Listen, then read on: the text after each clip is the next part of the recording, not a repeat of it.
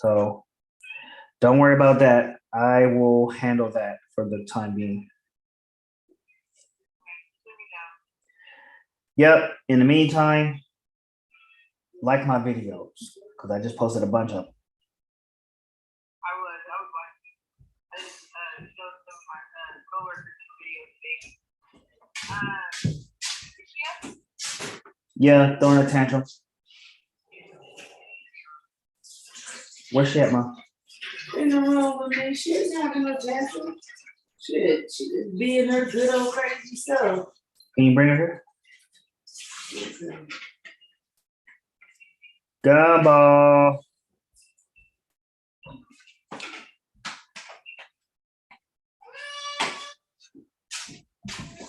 That's not a tantrum. No. That has tantrum written all over it. My ass.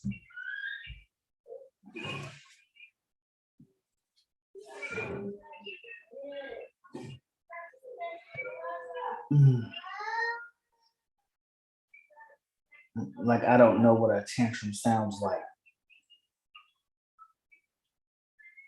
Oh my God, I swear she's gonna let that little girl get away with murder one day.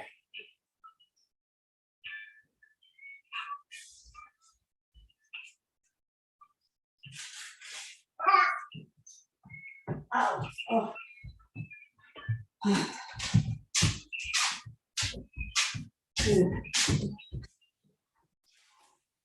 Come here, Gumball. Gumball, come here.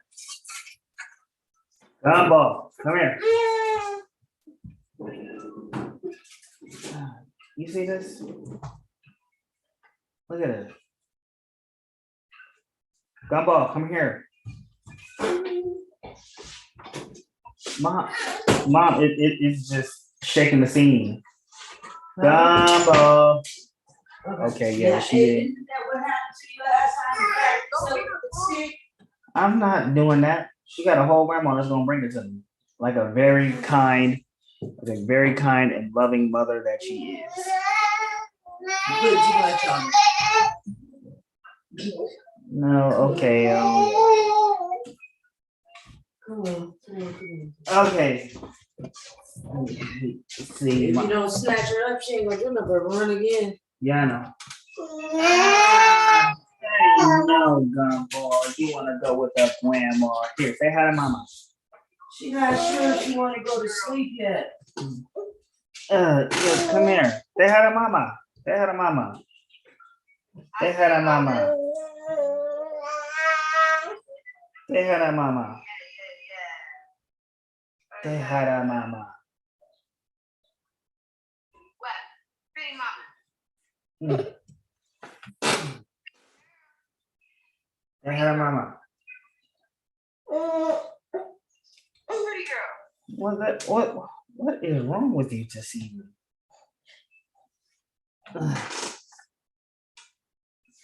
See, she is not in the mood right now. Where do you think you're going? See, look, if you fall, I'm gonna laugh at you. Just put the baby in the video. That's what I'm doing.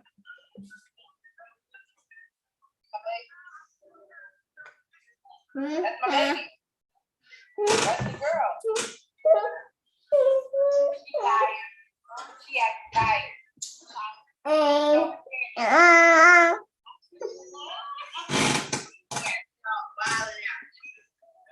But they had a mama, Gumball. Hey, Mama. Hey, Mama. Say hi. Hey, Mama. It's the baby. It's the baby. Oh, really? How you doing, Mama? She with her dad. Her dad. How you doing, No, Mama? she's with her dad. No, she said her dad is there. He's behind her. Yeah.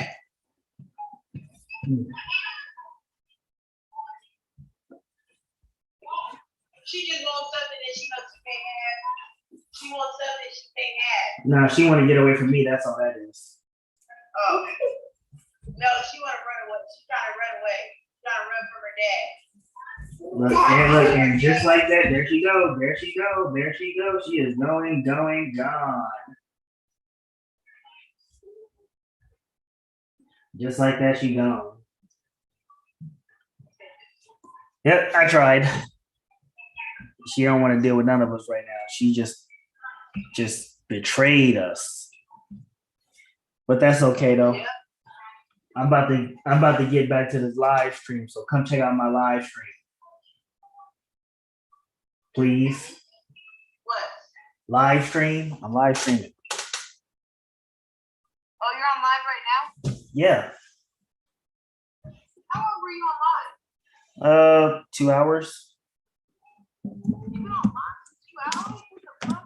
Well, I just started another one because I'm testing everything out. Wait, were you telling all my information when you was on live? Nope. No, that was in between lives.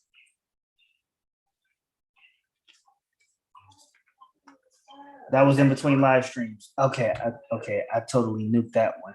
Yeah, that was in between live streams. All right, then. So yeah, I'm make gonna sure, go do it. Huh? yeah. So make sure you check it out. All right, I'm about to go do it right Okay, talk to you later. now. All right. All right, bye.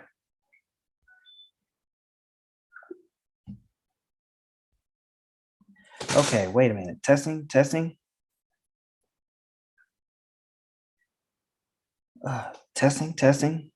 Shit, I don't know if I can hear myself. That's annoying. Testing. Okay, hold on. I don't know how these damn things. Hold on, wait. Oh, that's why, because it's muted. I have YouTube muted. Okay, and of course, my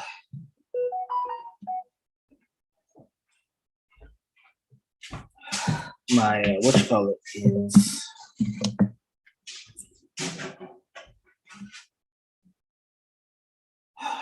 okay, yeah. All right, so now I just gotta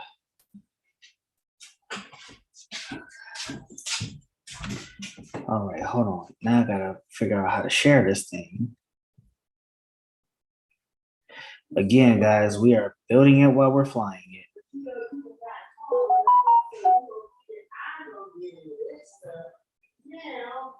Yeah, we just building it while we fly, boys and girls.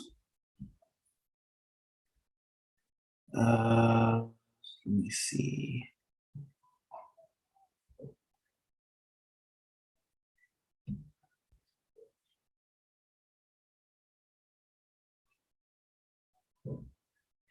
Okay, I don't need that. And I don't need this.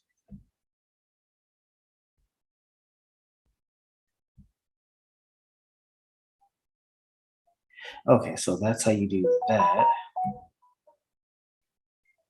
Okay. So then I go turn around and I do this.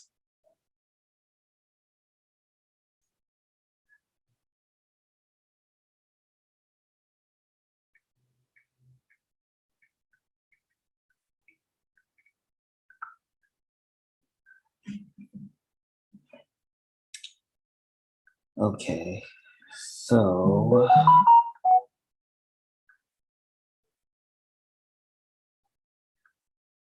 okay, let's see. Hey Dee Dee, how are you this evening? Hey, if you can do me a favor and hit the like button as you guys come in, I would be more than grateful. That would be that would make my entire day, because you know, a brother like kindness, like likes are free, and you know that's where it all starts. So in a minute, I'm gonna try to open up the chat thing so I can actually test out how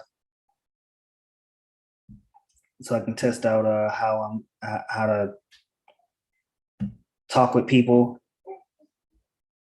you know, that whole thing.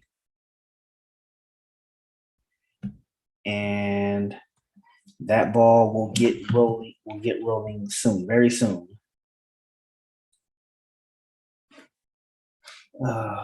Also, supposed to be able to view people's. Okay. Yeah. Here we go.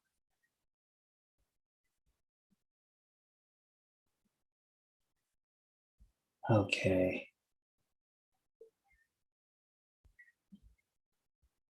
But yeah, pretty please hit that like button as you come and go. That will be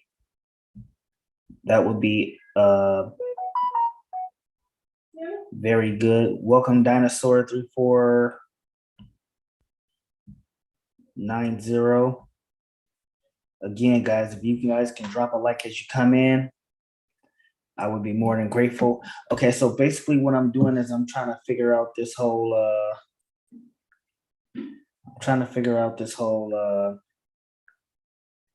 live stream thing, and I'm just working out the kinks and getting people in so that we can all talk.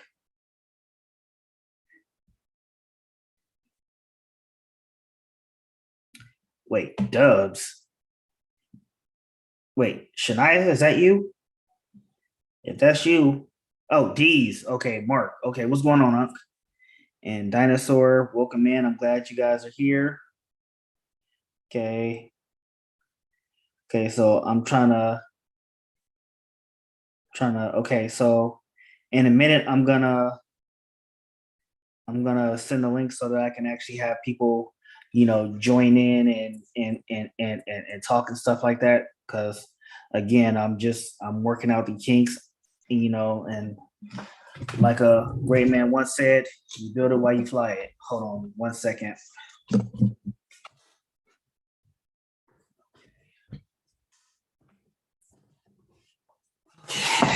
All right.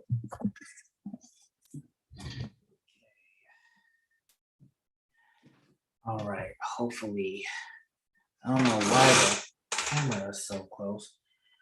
Hey, what's going on? What's going on, Titus? Okay, so all right, so I got this. Okay, I think I got the hang of this, right? So here's what I'm gonna do.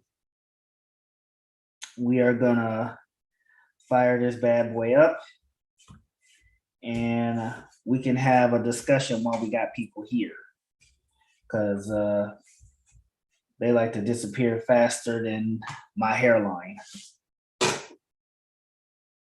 Okay, also I need to put this on the book real quick so that people can see it there.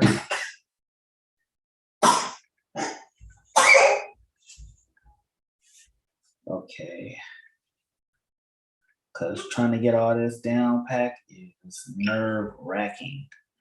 Okay, so here's what we're gonna do, right? I hope I got this right. Let me see. I think, okay, that should be the link so that we can get this bad boy going. Okay.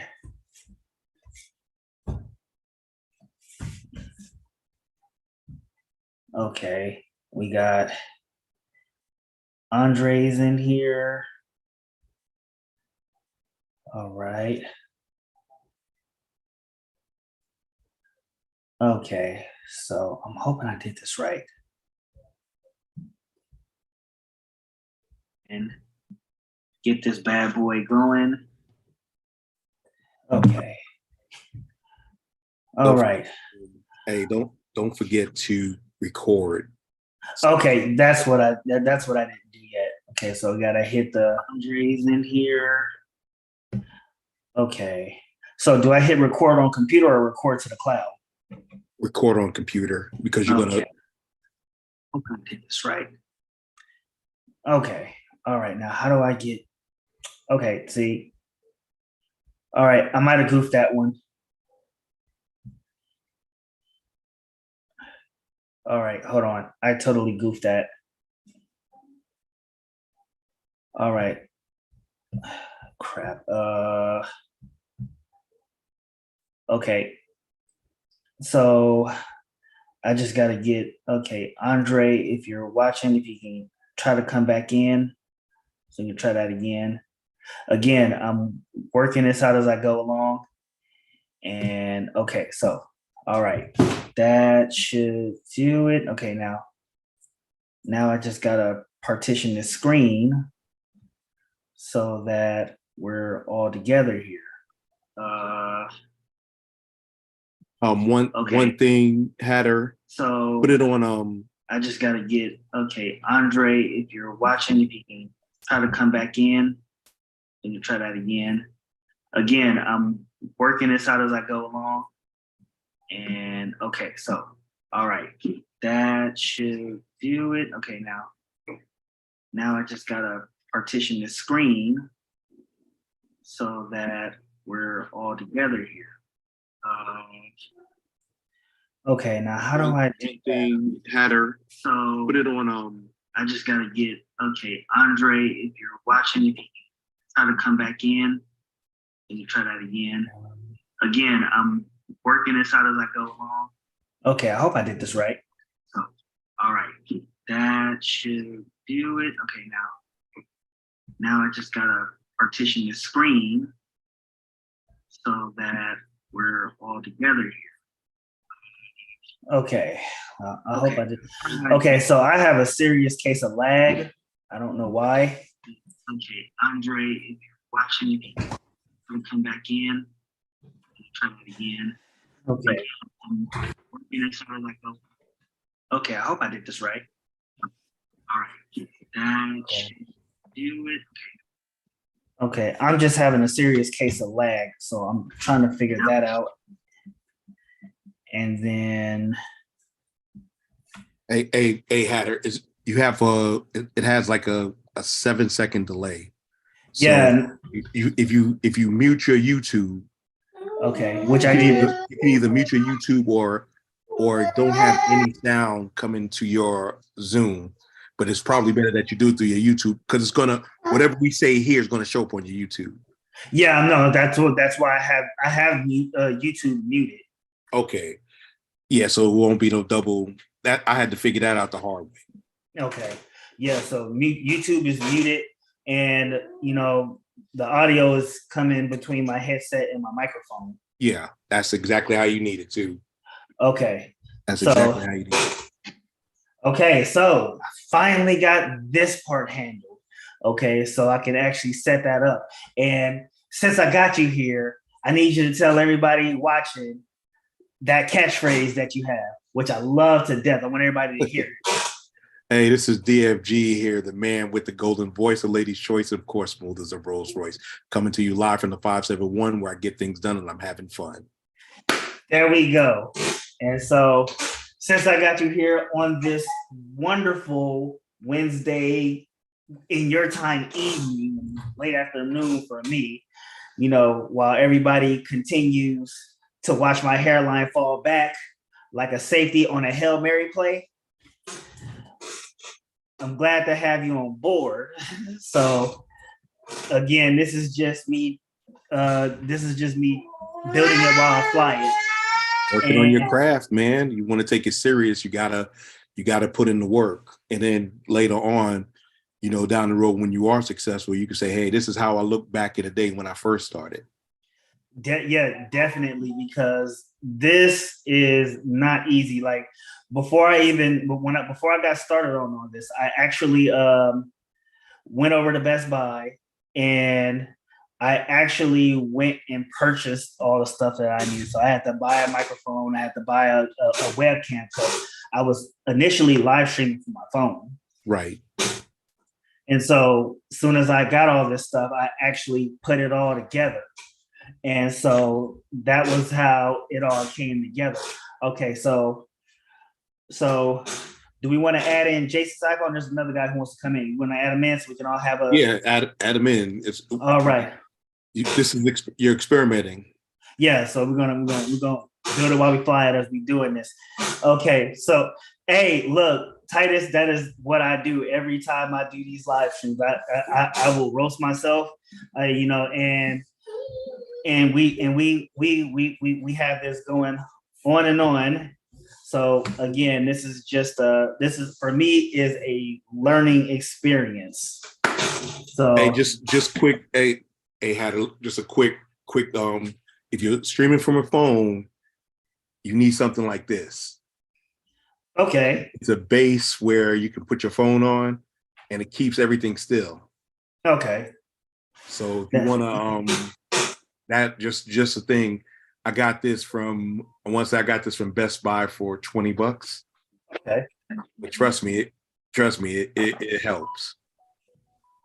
Yeah, because that would have been that would have been something that would have been helpful because so a little fun fact here. I'm actually working off of my dad's desk.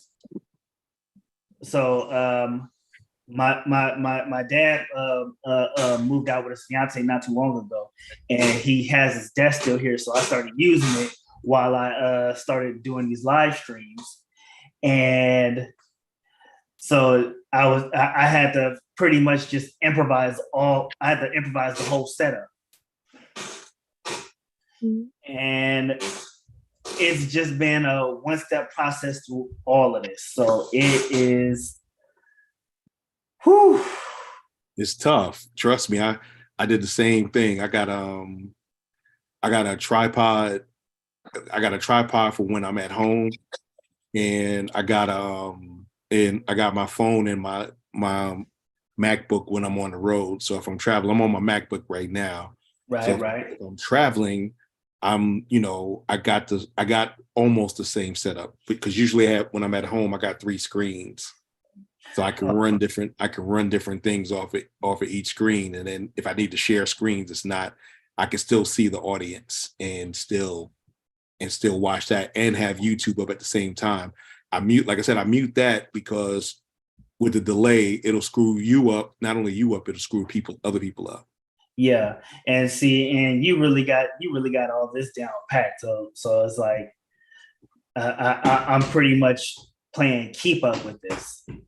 And I'm also working on editing too. Yeah, that's actually something I've been wanting to work on because.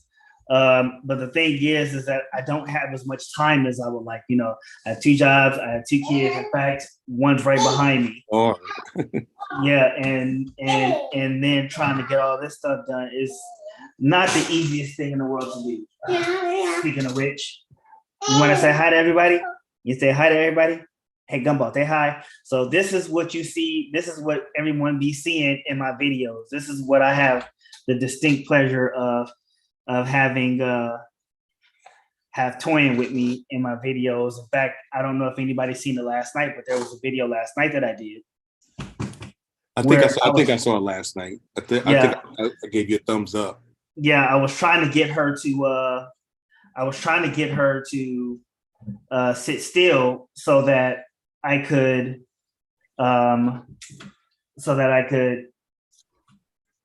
measure her height, but she just refused to sit still. So it was difficult to do, but it was still fun because this is what I plan on doing. We're gonna all watch her grow up together. Hey, that's the thing, the good, the bad, the ugly, the sad, And see, I don't know how you keep coming up with these rhyme schemes, but it's making me jealous. Well, I mean, I used to way back in the days, probably when you were in diapers, man, I was rapping. Yeah. I used to be called MCG. MCG. Yeah, that's pretty simple. Yeah, then I changed it to Dre Ski. I spelled the DRAYSKEE. That was for some reason that was cool back in the early 80s. See, but that would work too. That would definitely work. And it would be something because I mean, you think about it. The people who still had off the wall names when they were rapping. You think E40. You think anybody who had DJ in their name. Yep. Who was it? Before Will Smith, he was what, the Fresh Prince? Fresh Prince. Yeah. So Cool J. Yeah. So anything could have worked. Right. As long as it just had a good twist on it. And a lot of people were really good with it, especially if they were correlating it to their name. Right. You had KRS-One, you know, he did a backronym, Knowledge Rating Supreme over nearly everyone. Big Daddy, King Asiatic, Nobody's Equal. Yeah, they used to do that. Fun fact. At one point, I used to hang out off and on with MC Shan. Yeah. And his cousin lived across the street, Marley Marl, and I was actually in preschool with his sister Dushan. So it's funny. Another guy, Nas's road DJ. His name is LES.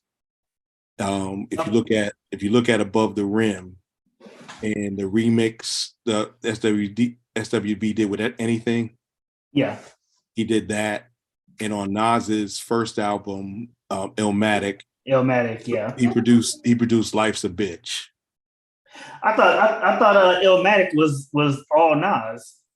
Yeah, no, it was Nas, but he had a bunch of different producers on all of those tracks. Okay, yeah, he didn't have any famous features. That's what the only feature he had on there was AZ. And ironically, Life's a Bitch.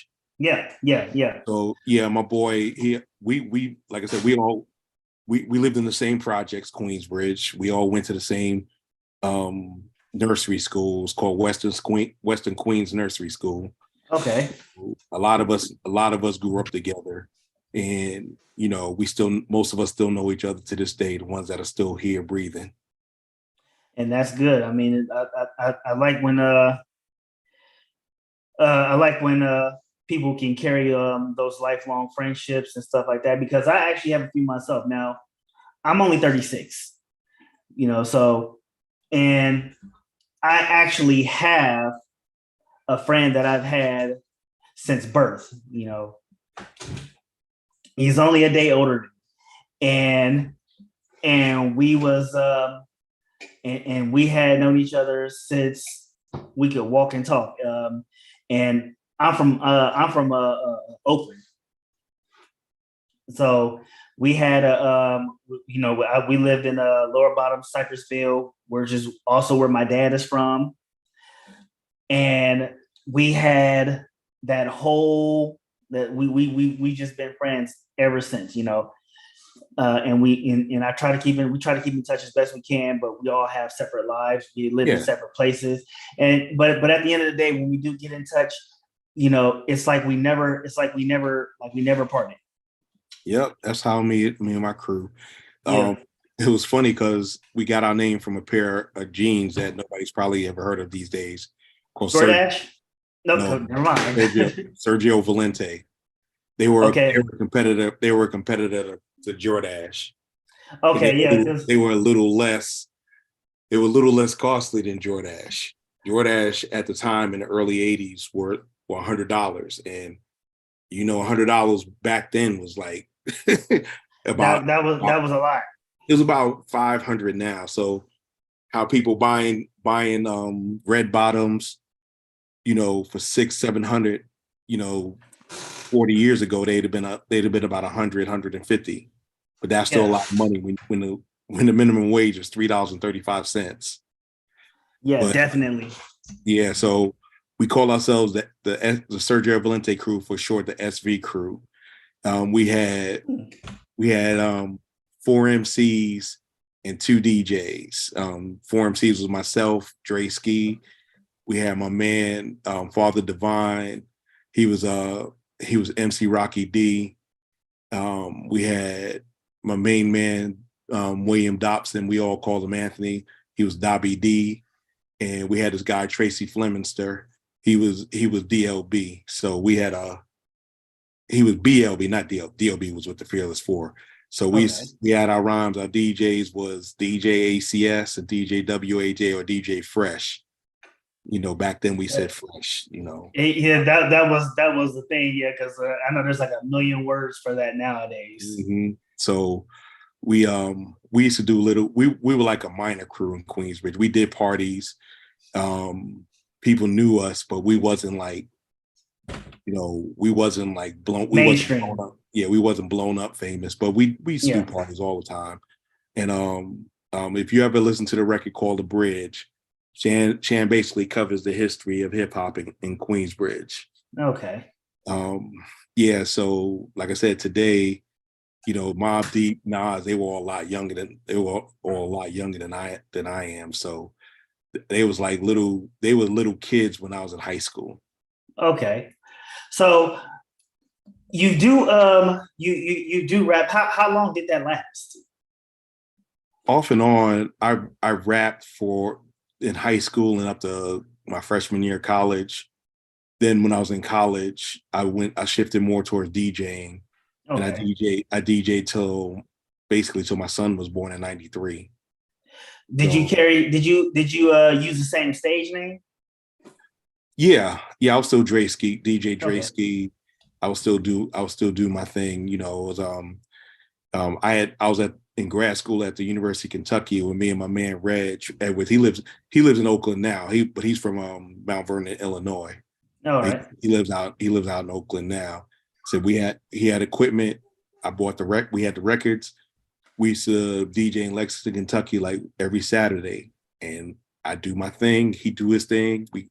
We had a little crew. We used to DJ for my fraternity, the Kappas. We did, I was always, music was always a part of my life. I sang a little. We had a little group called Mystique back when I was younger. I do more baritone bass. I can hit a few octaves, but I'm not going to sit up here and lie to you. I can't hit them high notes, but I can do my thing. I still, give me a mic and karaoke, and I might do some damage.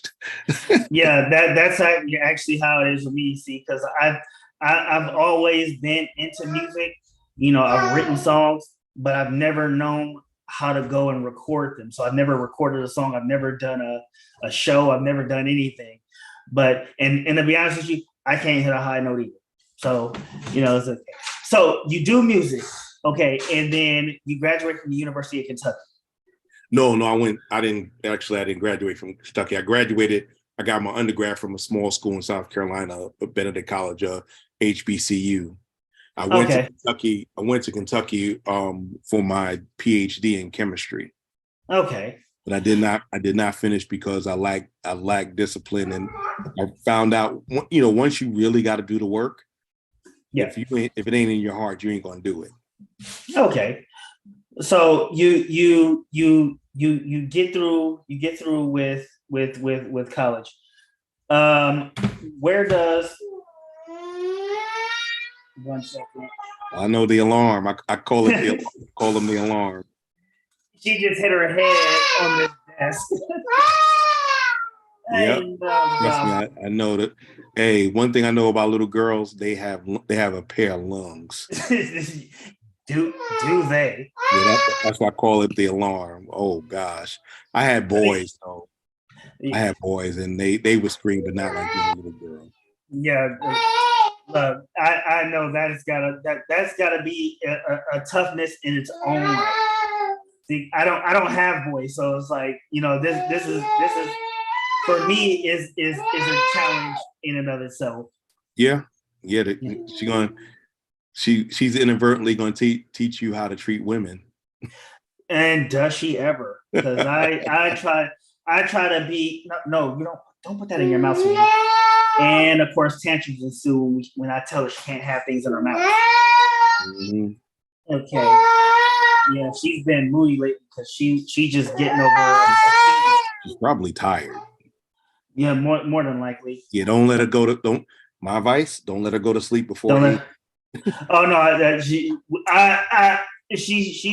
supposed to have a nap earlier when I had to leave her home early today because I had to help my mom out with something. But She's been I think she only napped like once, and that was like a few hours ago.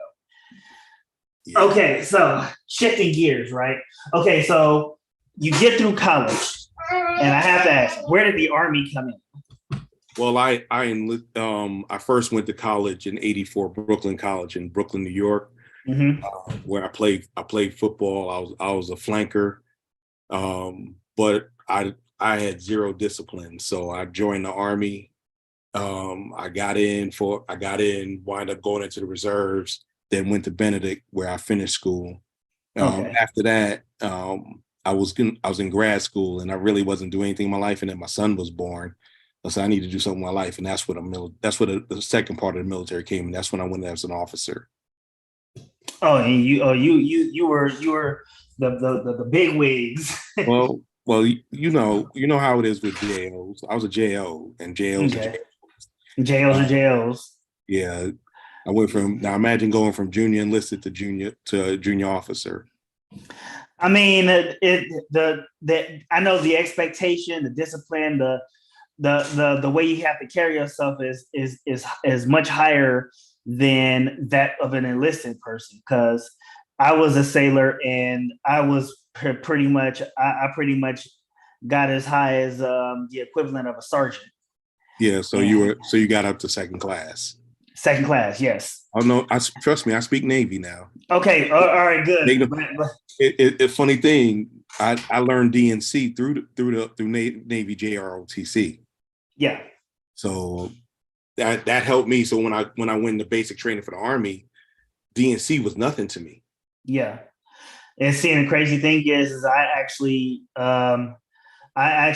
learned all of the all the rankings because my dad was an officer in the Army, and when he got out, he was teaching. When I started living with my dad when I was 13, and my dad was all about discipline. And so one of the things that he taught us was he had all four of us learn all the military rankings, and I still know all the military rankings to this day.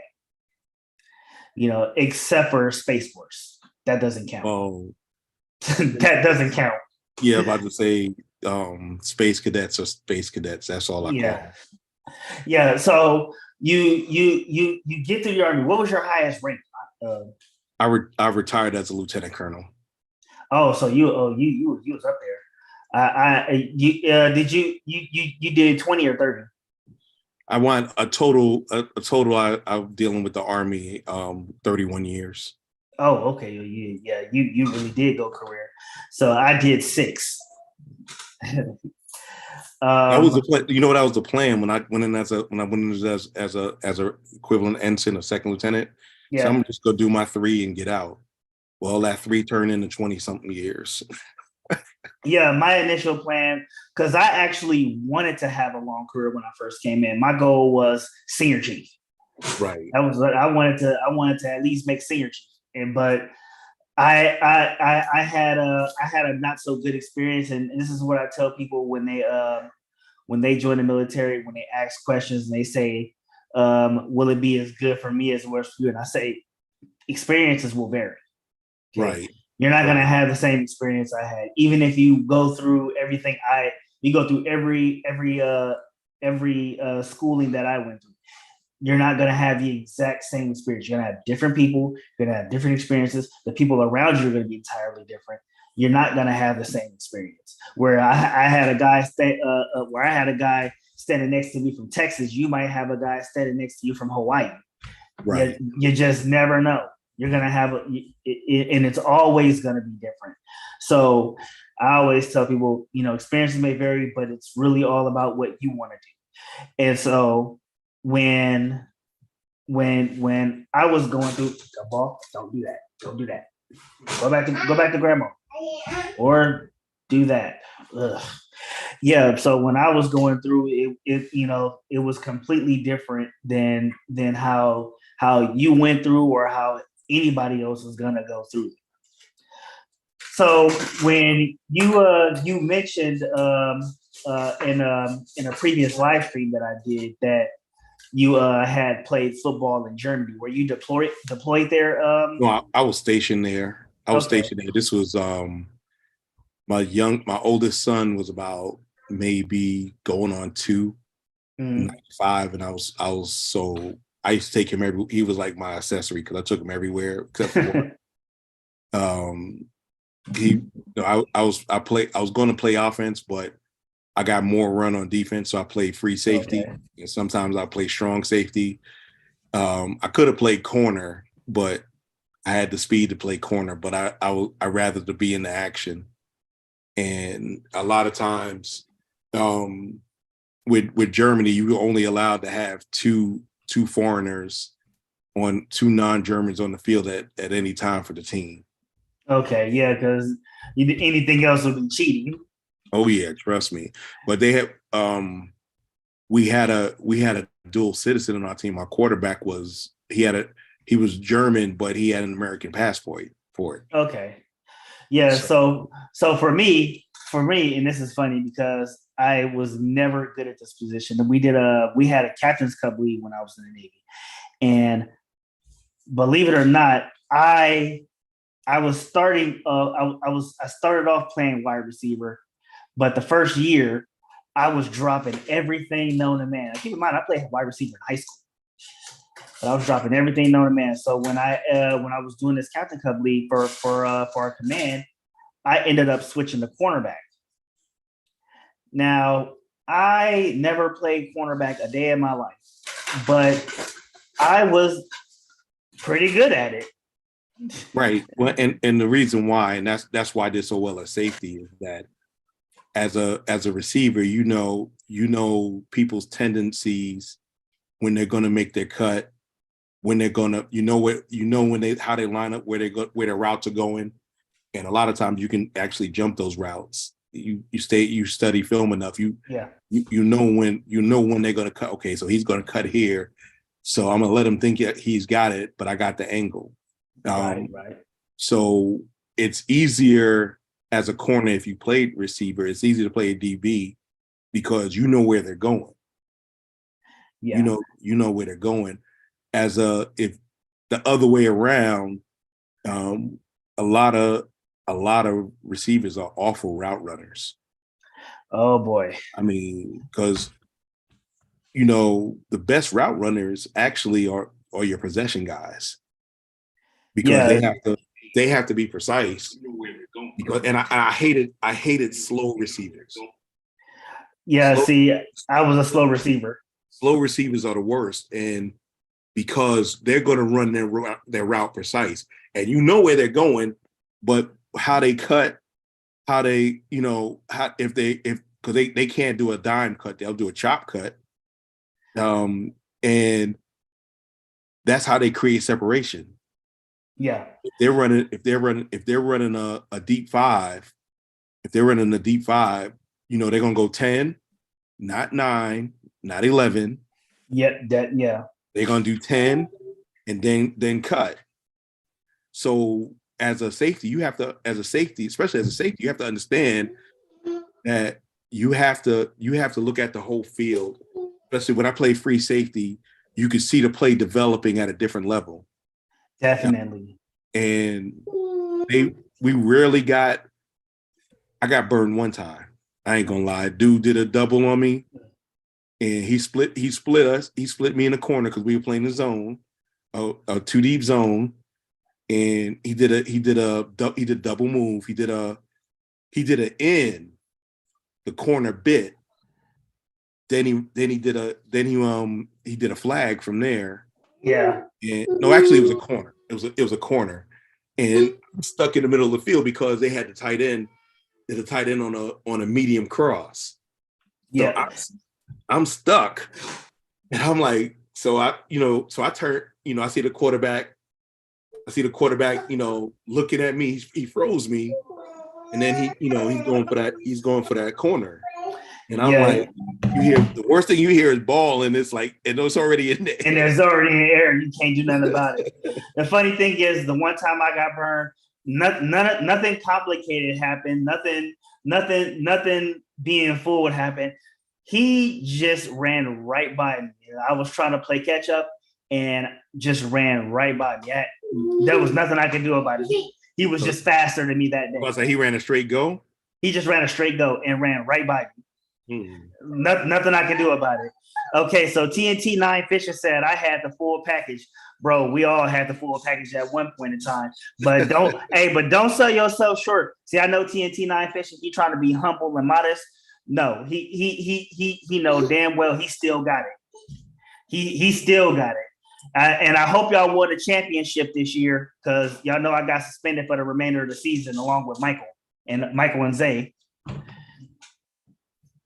So I used to love playing football. I mean, really, really. So when did your playing days end? 1999. I was playing in a rough touch league in New York. Right. And I was the guy that handed in the ball, because we didn't have lines. Just it was basically 7-on-7, and I was on the line because of my athleticism, and I was chasing a quarterback. And next thing I know, I heard a pop in my back, and it felt like somebody hit me with a rock. Oh, flopping. So I just walked off the field, and I was effectively my career was over. You're 30 something and you get a Achilles. That's it. Yeah, that's it. I had a 44-inch vertical. Oh wow. And I ran a 4.45. So and I had athleticism. So I would be that dude, like you said, I would be that dude that ran by you. Yeah. See, for me, I ran a 4.59. So I was, I was basically slow as beans, but I was tall, so I had more bounce to ounce. Yeah, and that's the thing, is that your straight line speed doesn't really matter unless you're like Tyreek Hill. Yeah. And he's the guy that can run around people. The funny thing is that despite my lack of balance, I had really good agility.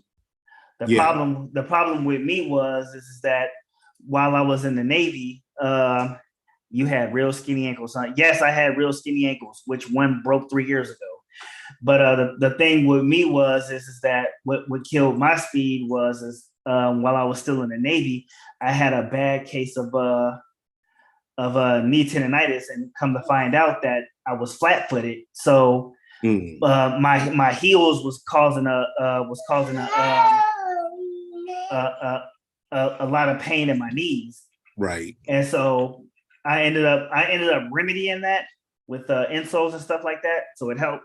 But then in 2020, which is how I'm going to answer TNT 9 Fishing's question, in 2020, I had a really bad ankle injury. My foot got caught in the dirt because at this point I had transitioned to quarterback and wide receiver, and my foot got caught in the dirt while I was trying to slide to catch the pass, and my foot did a 180. And so I ended up having to have surgery to put everything back together, and now I got a permanent screw in my ankle, and it hurts every day. And so it's hard to run full speed like I wanted to. So I ended up switching. Can't get that push. Well, I just got an artificial knee last year, so yeah. So for me, I had to switch. So I still play quarterback, but instead of playing wide receiver, I'm playing tight end because I've always been a good blocker. So I can run block, which is something that they actually used me for this year. So I did run blocking. I did pass blocking when they needed an extra blocker, and I ran routes. But that transition was not an easy transition because I still had to deal with the pain. So yeah. Luckily this year I got well, it's not luckily because it was an unfortunate situation. I ended up getting suspended for the remainder of the season due to some actions that I had no control over. And so that it gave me the ability to be able to take the rest of the year and be able to work myself so that I can get so I can be better and ready for next season. Because almost every season I played, I got injured. That's what happens when your ass get old. Yeah, so next year I'll definitely be playing next year, but next year I'll be better prepared, and I'll be a little more be a little more better than I was, so I can actually play better and be able to do something. Actually, that's what's up though, because like I said, it's what I realized is after I started getting injured a lot, and my love for the watching the game like dwindled. I still watch the game. Yeah. I don't watch it like I don't watch it like I used to. I mean, I used to be like, I knew when the guy was gonna fart. That's how. But like once you can't play it anymore, it's not the same. I still watch it, but it's not.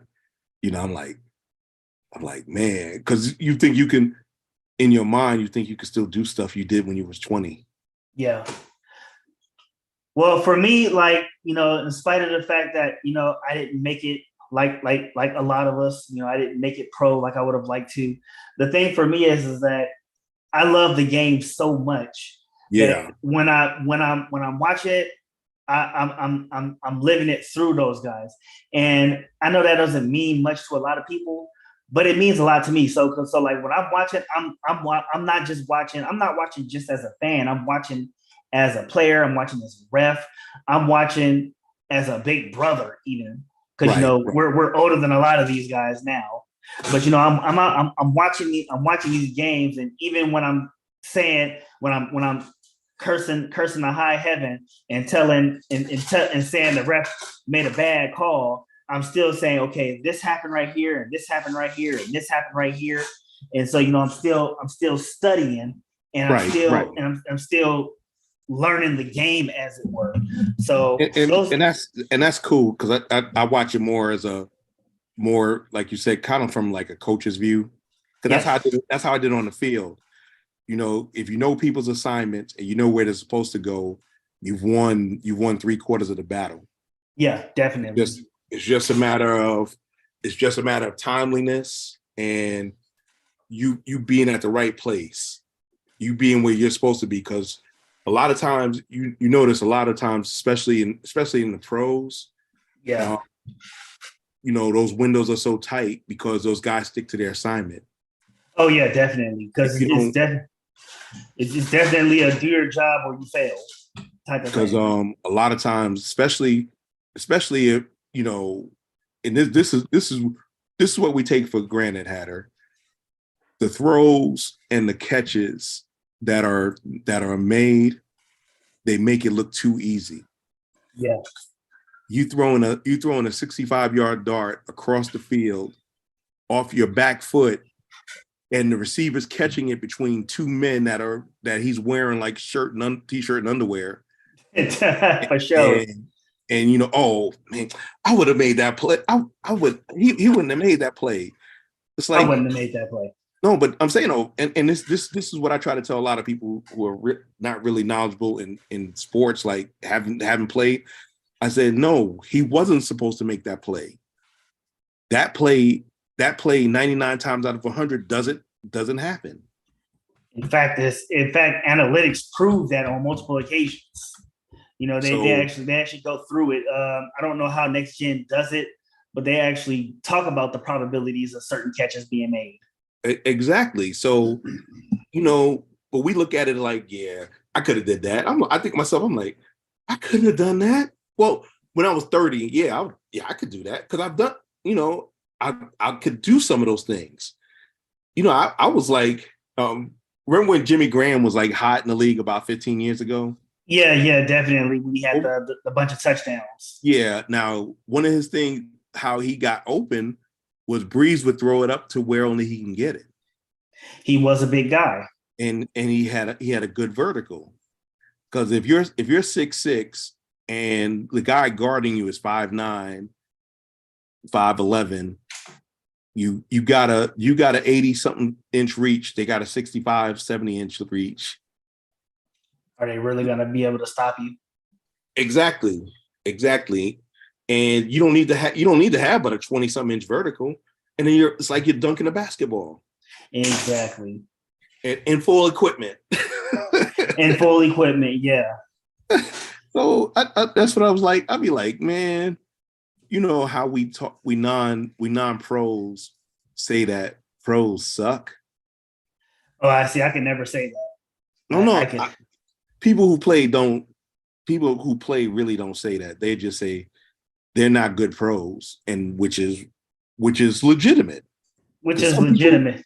Some people in the pros should have never been there. Yeah, I will go as far as saying that. But the thing for me is the reason I would never say that is because I never even made it. I didn't even get to college. Right. And I played D3. So yeah, I understand. I played, funny thing was I played D1 soccer. I played D3 football. Yeah. I mean, I was a lot better in football than I was in soccer, but I was athletic in soccer. So, but the thing is though, is that, you know, when you play against, I remember growing up, I played against guys who played basketball. I played against basketball players who wind up going to the league. Right. And held my own most of the time. And I played some guys that were in the actual in the league, not you know, and the level of talent that they had maybe was minuscule, but they had everything else. Yeah. If you ever saw, you know, they talk trash about Kenny Smith, you know. Yeah. And see, they never saw the real Kenny Smith. They never. I'll put it in perspective. He graduated a year before me in high school. He was the #1 point guard in the country, and they had and people tell you he probably wasn't. He was named the #1 guy, but he probably wasn't the #1 guy in New York City. He just had a good environment. And he played. I'm not taking nothing from that dude. I've seen him play. I played against his backup, and he destroyed me. he destroyed this guy named Mike. He was his backup in high school, and we were playing in this tournament. He had like he was 6'5". I was 6'2", but like I said, I can jump. But dude had handles, but he couldn't get past Kenny Smith till he graduated. Well, anyway, Kenny Smith, when he went to North Carolina the first year, that was Jordan's, I want to say Jordan's sophomore year. No, So this is the year he left. Had he been healthy that whole year, because he broke his wrist. Ouch. He broke his wrist. This guy named Jerry Ice Reynolds, who was also from New York, played for LSU. He broke his wrist on a dunk. Ice tried to block his dunk, and he broke his wrist. Had he not done that, North Carolina would have went undefeated that year. When I say that's how good Kenny Smith was, he was super athletic, had crazy handles, a nice jumper, had court awareness. And he played with Jordan? Yeah, he played with Jordan. He started. He and Jordan started in the backcourt. Okay. So they knew, you know, so a lot of that, you know, that's to put it. So, you know, I would never, that's why I say I'll never say people suck. I played tournaments with guys who went to the pros. I played, you know, pick up with dudes that went to the pros. So I know, trust me, you know when somebody's good and when somebody's great. Yes, definitely. But yeah, and the thing was, a lot of them wasn't even the best in their neighborhoods. Yeah, definitely. And see, for me, my thing was, when I was in college, I ran track and field. That was where I shined. I was and don't laugh at me, I was a sprinter.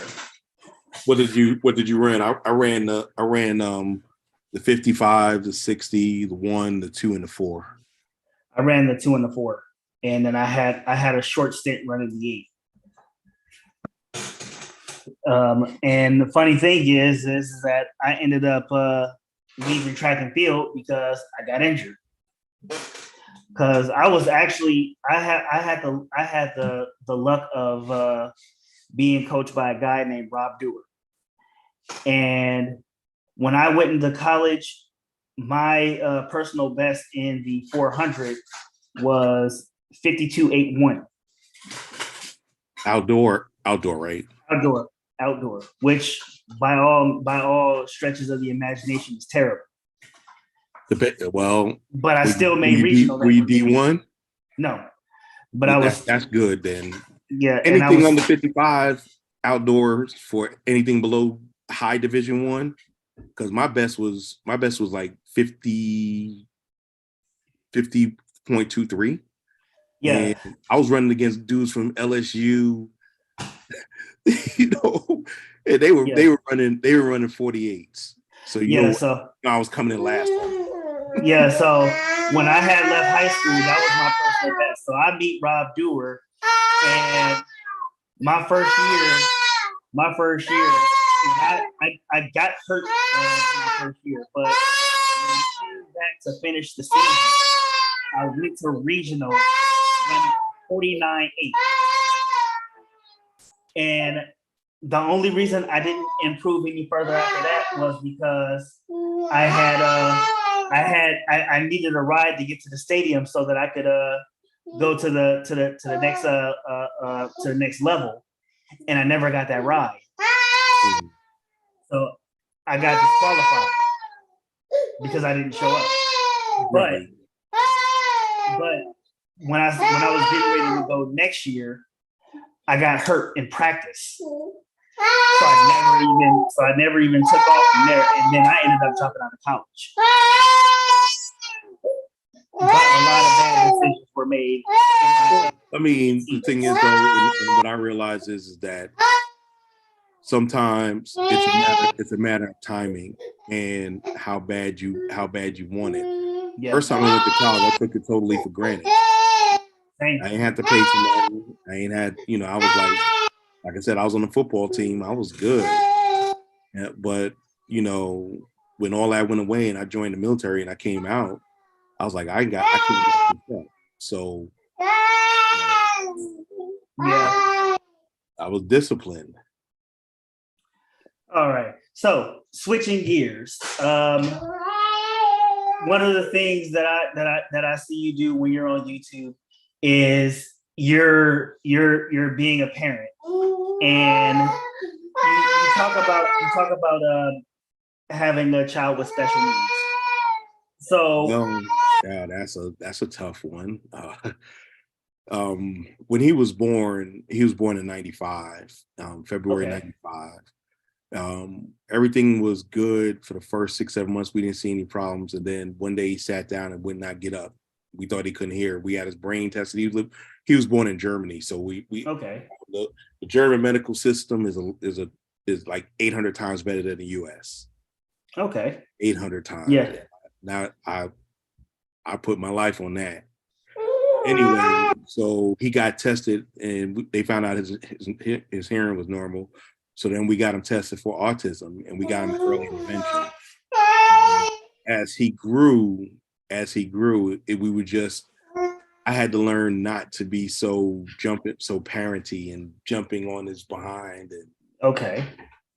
But as he got older and he had behavior issues, I would have to learn to talk to him stern, but not mean, like stern. No, Daniel, we're not going to do that.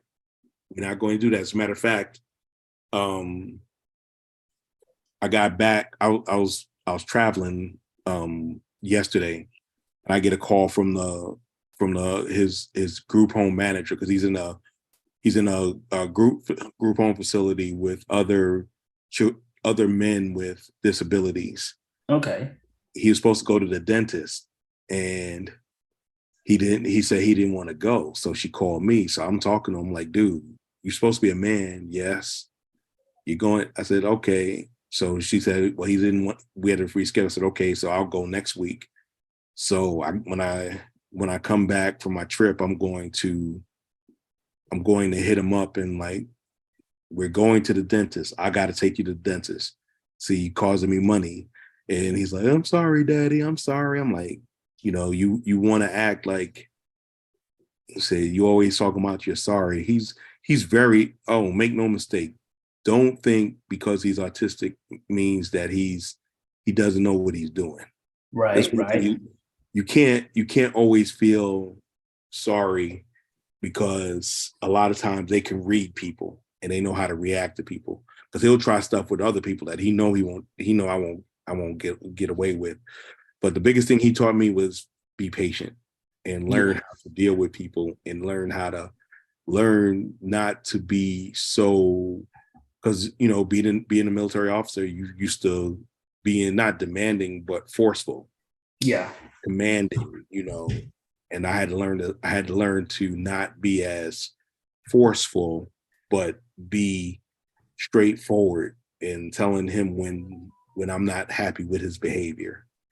Right, Um, right. he had a seizure about 3 weeks ago. I think it's related to his diabetes, but he's good now. He's taking anti-seizure medicine. But yeah, he with him, I just gotta know I gotta know how to talk, because people are amazed when I'm talking to him, and he's like, the way he reacts with me, that reacts. I said, that didn't happen overnight, and I've never had to yell at him. Right. Never had to yell, because I don't want to escalate, because if he's agitated, that's only yelling at him is only gonna get him more agitated. So it helps me. I told you she was tired as hell. Yeah, she's almost there falling asleep. She grumpy as heck too. But yeah, so that's what it was. It's challenging when you're dealing with a child with autism. It's not something that I would wish on them, but I'm glad I was able to help deal with him. Like I said, he made me a better person. Yeah, that's usually how it goes. So you have two boys, right? I have three. Three? Okay. 30, 1 month. My oldest will be 30 next week. The one I talk about, Daniel, mainly, he's 28, and then my youngest, he'll be 27 in July. Okay. So not too long ago, you showed you showed a video of, I believe you said it was your oldest that graduated. Graduated, yes. He got his bachelor in arts and psychology from George Mason University. Which I know has to have been tough. For him, yes, he was actually diagnosed with a learning disability when he was like 5. So he has a little dyslexia, but he doesn't take medication. He just powers through it. And he got his associates. He did his associates part-time.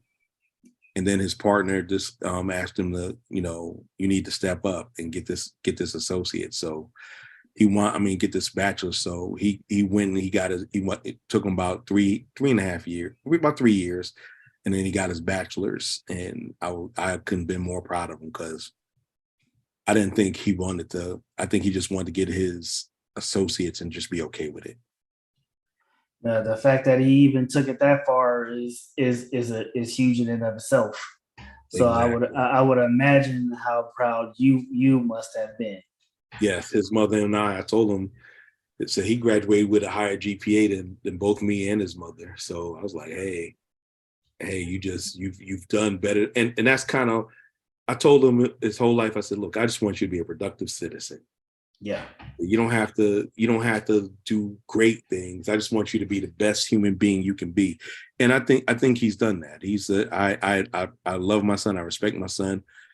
He's more of a leader than I thought he would be growing up. Yeah. He's more of a leader than I thought he'd be. But, he does his thing. He's good. Whenever he needs something, I got him. Whenever I need his mother ask him for a favor, he'll do things. we're actually, he and I actually going to Blurred Con. What's I think that? it's in July. What's that? It's for Black nerds. Okay. That's exactly what it is. It's for Black. That's They do cosplay. They that's do something I need to yeah. Oh gosh. I've been wanting to go for years. see. And funny thing is, I've always wanted to go to a Comic Con, and I never know when those things pop up. Yeah. I'm subscribed to a couple of Blurred pages on Facebook, and hell, I mean, I was too broke to go when I was younger, so I'm going now. I'm not trying. It's not like I'm trying to hit on these 22, 23-year-old chicks. I want to go for the experience. Same, definitely. So, what would be your best advice, to somebody who is particularly transitioning into fatherhood, especially, whether it be a special needs case or any case, because like me, my biggest problem is as you can tell is attitudes. Right. Now, I did a podcast last week where I spoke about the acronym LEAD, LEAD, which as a dad, even of a young child, even before, you have to listen. And when I mean listen, it's not just with your ears. You got to listen with your senses, your eyes. Something doesn't feel right. Something doesn't taste right. Something doesn't smell right. Something doesn't sound right. Something doesn't look right. You have to look at your whole environment and say, like I said, your daughter you said she was being rambunctious, but noticing, I said, she's tired. Yeah. And that's something as a dad or a parent you learn. Then you evaluate the situation. Sometimes it's like, well, okay, I've heard what's going on. I've seen what's going on. What plan am I going to do to get the desired results that I want? So you evaluate, you say, hey, for example, I can let her cry herself out. Yeah. Could let her just run around till she drop, or I can hold her and knowing she'll go to sleep quick. And boy, did she. Right. And I'm saying, then you act. Once you figured out your plan, you execute your plan. You might be right, you might be wrong, but that you gotta, nothing happens without something happening. Yeah. And I always say it's better to act than to react. I think that's important. So once you figured out what you're going to do it. Don't hesitate, do it. And then once you've acted, you deduce. You say, okay, did my plan and the way I executed the plan, did it get me the results that I desired? You're talking about being a better dad. So the things that you do, there's some things when you act on it, it seems like a good idea at the time, because that's how men think. Yeah. We want to solve problems, but it's not always the right answer. But sometimes some action is better than no action, because if you didn't do it, it may have made the situation worse. Definitely. Yeah, I agree. And then you deduce, okay, what can I do the next time to get the results that I want? And that goes back to listening again. Yeah, definitely. So that's what, that's how I came up with LEAD. And that's a good one. And that's a really good one. So for people who are watching this now and people who will watch this in the future, remember, listen, evaluate, act, and deduce. That is actually a really good one. That's something I would have never thought of. Yeah, I mean, that was one thing I can credit KS for. He had a way of breaking things down and putting it in an acronym. It's a mnemonic. You remember, everybody knew what sign language was, but nobody knew what it was. Until he codified it with the acronym. Yes. And now everybody's like, oh, okay.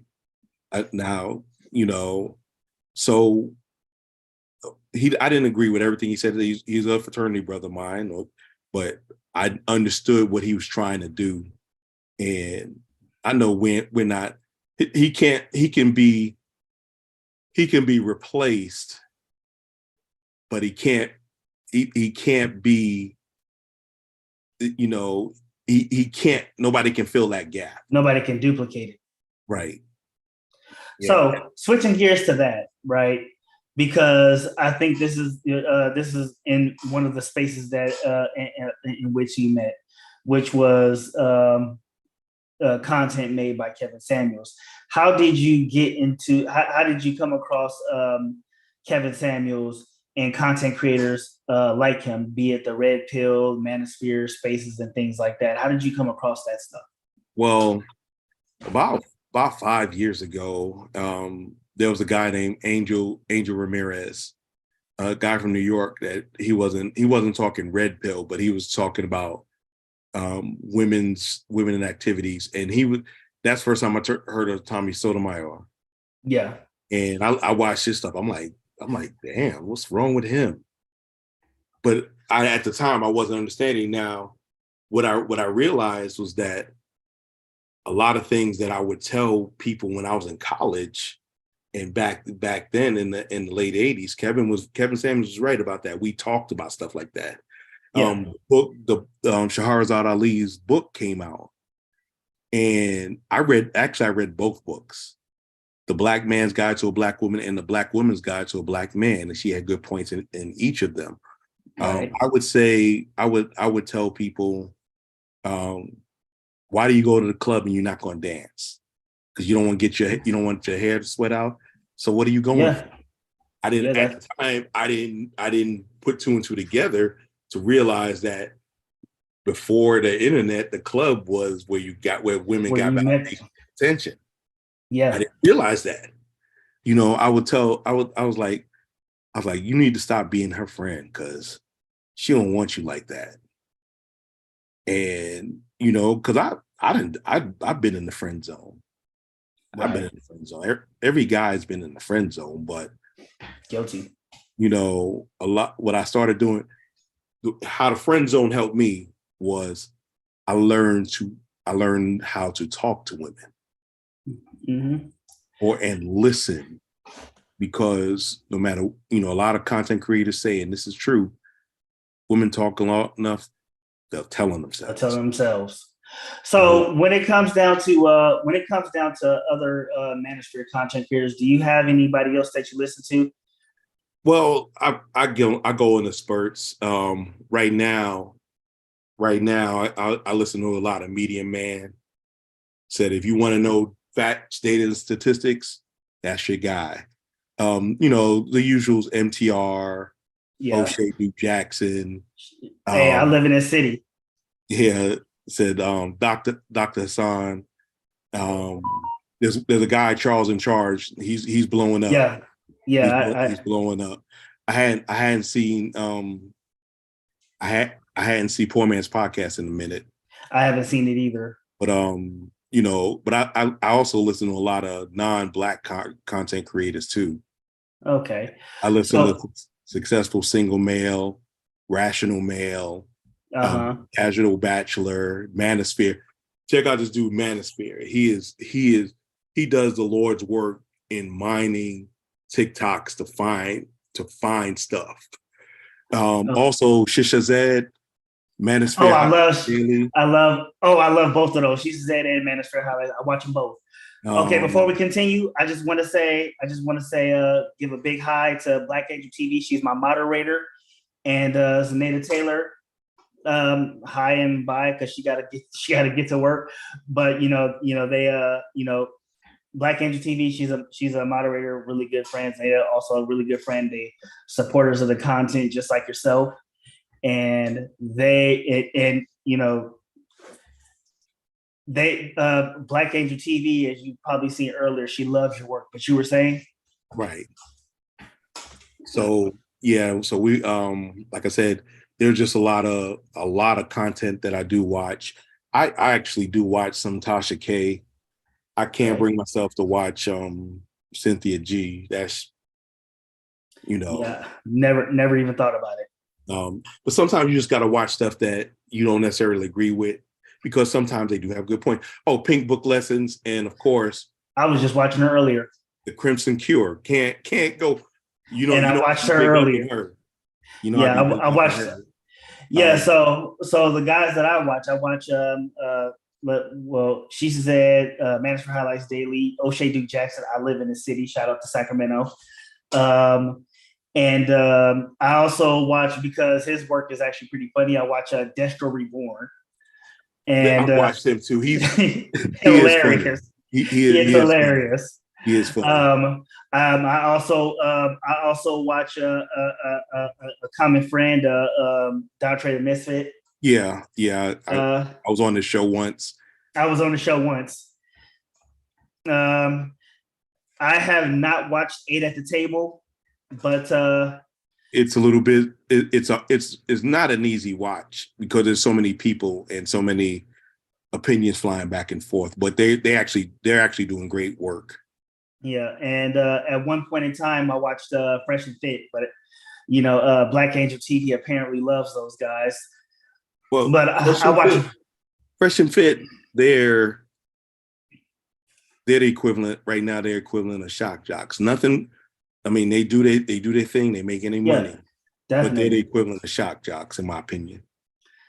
Okay, so I have to ask you this. So, do you think that there are some certain talking points that are in the Manosphere and the Red Pill? Do you think that those some of those ideals are a little extreme? If I would go as far as saying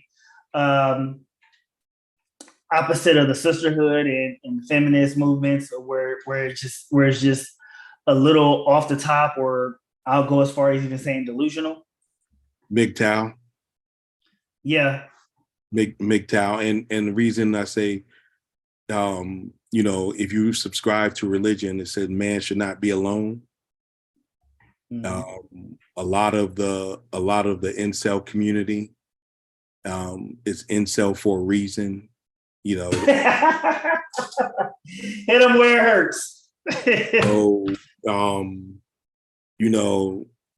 there's just some points. It's like, don't get married. That's kind of not how society works. Now, I understand, the way marriage is set up these days, that for a man, you're not going to win in a legal marriage in the United States, or mainly in the Western society. Why do you say that?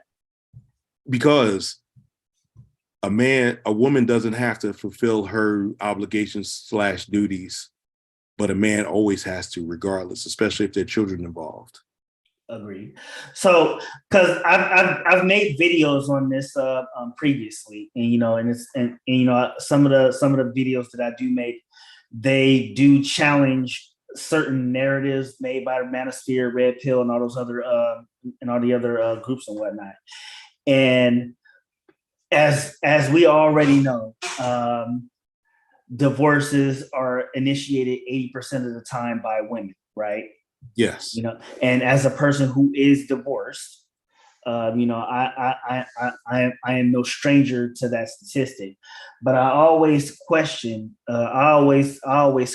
people who bring this point up as to, do they know why these marriages end? And a lot of them will say, well, it's because they get bored, or they're just leaving willy-nilly. And it's just like, do you realize that's not the truth? Do you believe that a lot of these marriages end willy-nilly? Yes and no. And that's I mean, yes, they might not end willy-nilly, but no, those are deliberate choices, because the number one reason, according to a lot of sources, is that lack of commitment, dissatisfaction. Yeah. So how do you get dissatisfied? When a woman gets dissatisfied when real life doesn't work with Disney, with the Disney fairy tale. Well, and where that, and be as it may, I always challenge this narrative, because yes, there is the Disney thing, and I agree wholeheartedly with that. But I always say, okay, let's dive into lack of commitment, and where does lack of commitment lead to, and what are the examples that give in lack of commitment. So we talk Okay. about Lack of commitment. Before y'all got married, no, I mean, I'm just giving you an example. Before you got married, she swung from the chandeliers. Your house is clean. You know, you got an 8-course meal. She would even buy you stuff. yeah, yeah, Once you get married, she figures that she doesn't, you know, I work too, so I'm too tired to swing off the chandelier. I work too, so I'm not going to clean every time. I work too, so I'm not going to cook all the time. So it becomes, but as a man, you're expected, hey, if the bills are being paid now, the bills are going to be paid after we married. yeah, yeah. And once she knows that, and then her little 20-30% is chipped in, because she's not and I hate to use this term real man, because if you have a penis, you are a man. But a guy who is supposed to be in his full square, he's not going to do 50-50. I vehemently disagree with things being 50-50. I say there's an equitable distribution of duties and tasks.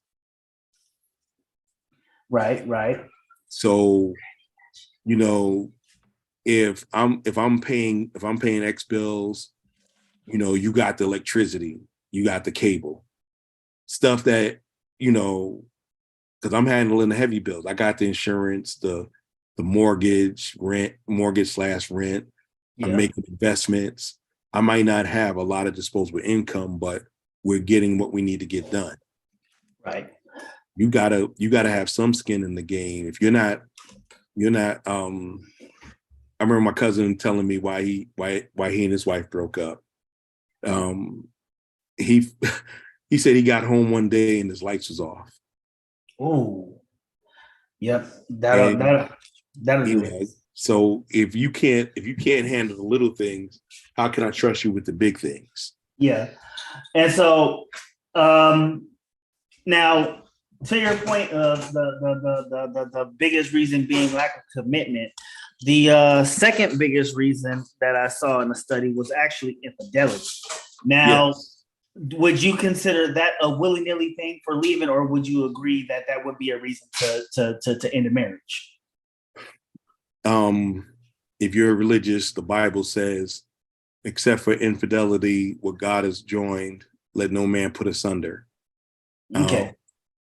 Infidelity, and I did a podcast on that about almost a year ago. Infidelity is an issue because we tend to blame men for physically cheating.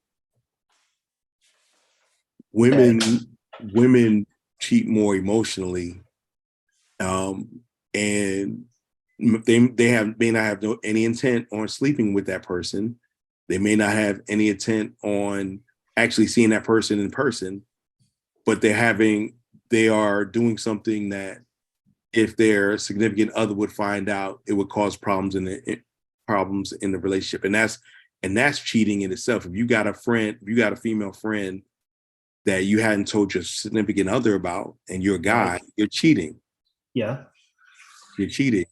If you're a woman and you got that friend that you refuse to let go, that male friend that you refuse to let go, then in essence, you're cheating because you're putting something before your partner. Yeah. Yeah. I mean, we're not even supposed to put our kids before our partner. Right. You know. So, okay, so because you bring a good point there, right? And I want to go down the line of reasons for divorce. Now, you know, like because again, I think this is something that a lot of people really do need to understand, and because you've made very good points on the first two so far. I want to go down the line of other ones. For instance, abuse, which is another huge one. What do you think about that as far as being grounds for divorce? Abuse is wrong no matter which way it's perpetrated. Agreed. In the Black community, it is at parity. Both physical and both physically, it's at parity. Men at 46%, women at 40%. Verbally, it's men at 25%, women at 56%. A lot of times when what they're finding out in research is that when a man physically retaliates against a woman, the chances was that person never had any problems with the law or hadn't committed any type of assault before. So what they surmise is if a woman gets in their face and starts yelling at them and pushing them and slapping them, and the guy retaliates, then law enforcement's involved, and that becomes a incidence of intimate partner violence. I don't say domestic violence anymore, because domestic violence covers if you hit on your sister or your sister hits on you, that's domestic violence. Oh wow. Well, what we're talking about more is intimate partner violence, because most people are deleted by a partner. Yeah. By intimate partners. So that's why I say intimate partner violence. We did one on that too, but the idea is that it's never as one-sided as it's ever depicted. Feminists would like you to believe. One talking point that's been debunked over and over, but they keep saying they're like, Black women are deleted every 5 hours by a Black man. If you do the math, it's simply impossible. It's impossible. That would deplete the entire population. Well, not only that. No, it's not that. Actually, the number of women who were deleted, and unknown by male by female, in 2022 was 3,900. That's not a big number. I mean, it's a tragedy, but at the same time, yeah, it's not a bigger number as it would seem. Right. So it works out to approximately 16 women in the United States out of a nation of 165 million women are deleted per day. About 5 or 6 of those are, well, it's closer, it's like 5.4 of those are Black women. And that's deleted by male or female. So that ratio will be much smaller. Exactly. So, and for that number, it was about 1,150 Black women deleted in the United States last year.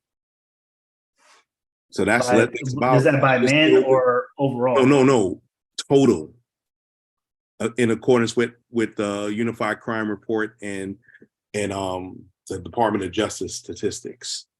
Okay. Now, imagine this, Hatter. If that's the case, I'm just going to say 1,200. 1,200 equates to about 4 per day, which is about 6 every 6 hours. One every 6 hours. Yeah.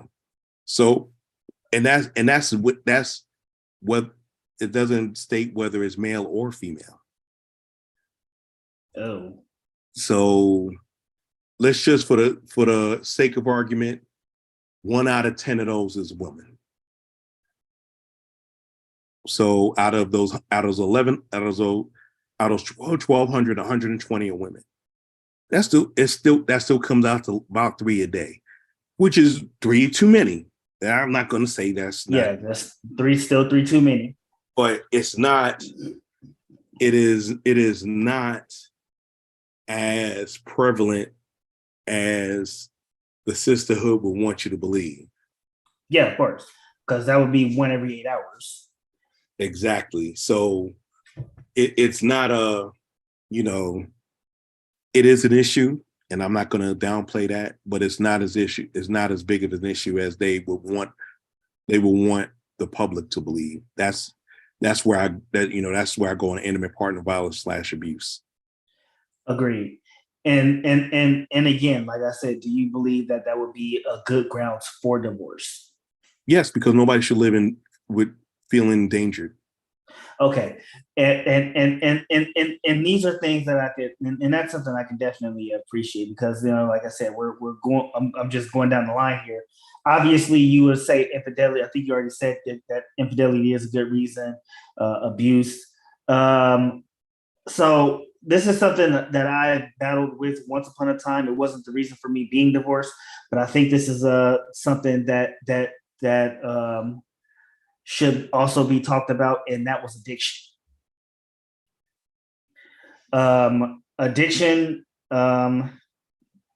being that that it could be alcohol, drug, pornography, Gambling, the whole nine, right? The whole nine. I mean, do you believe that's a logical reason? That's a tough one. That is a real tough one. Gambling, yes, and yes, they're sick. They're sick and they need help. But a lot of times, the end point of them is that they didn't get the help, and that money, those resources are gone, and they're not coming back.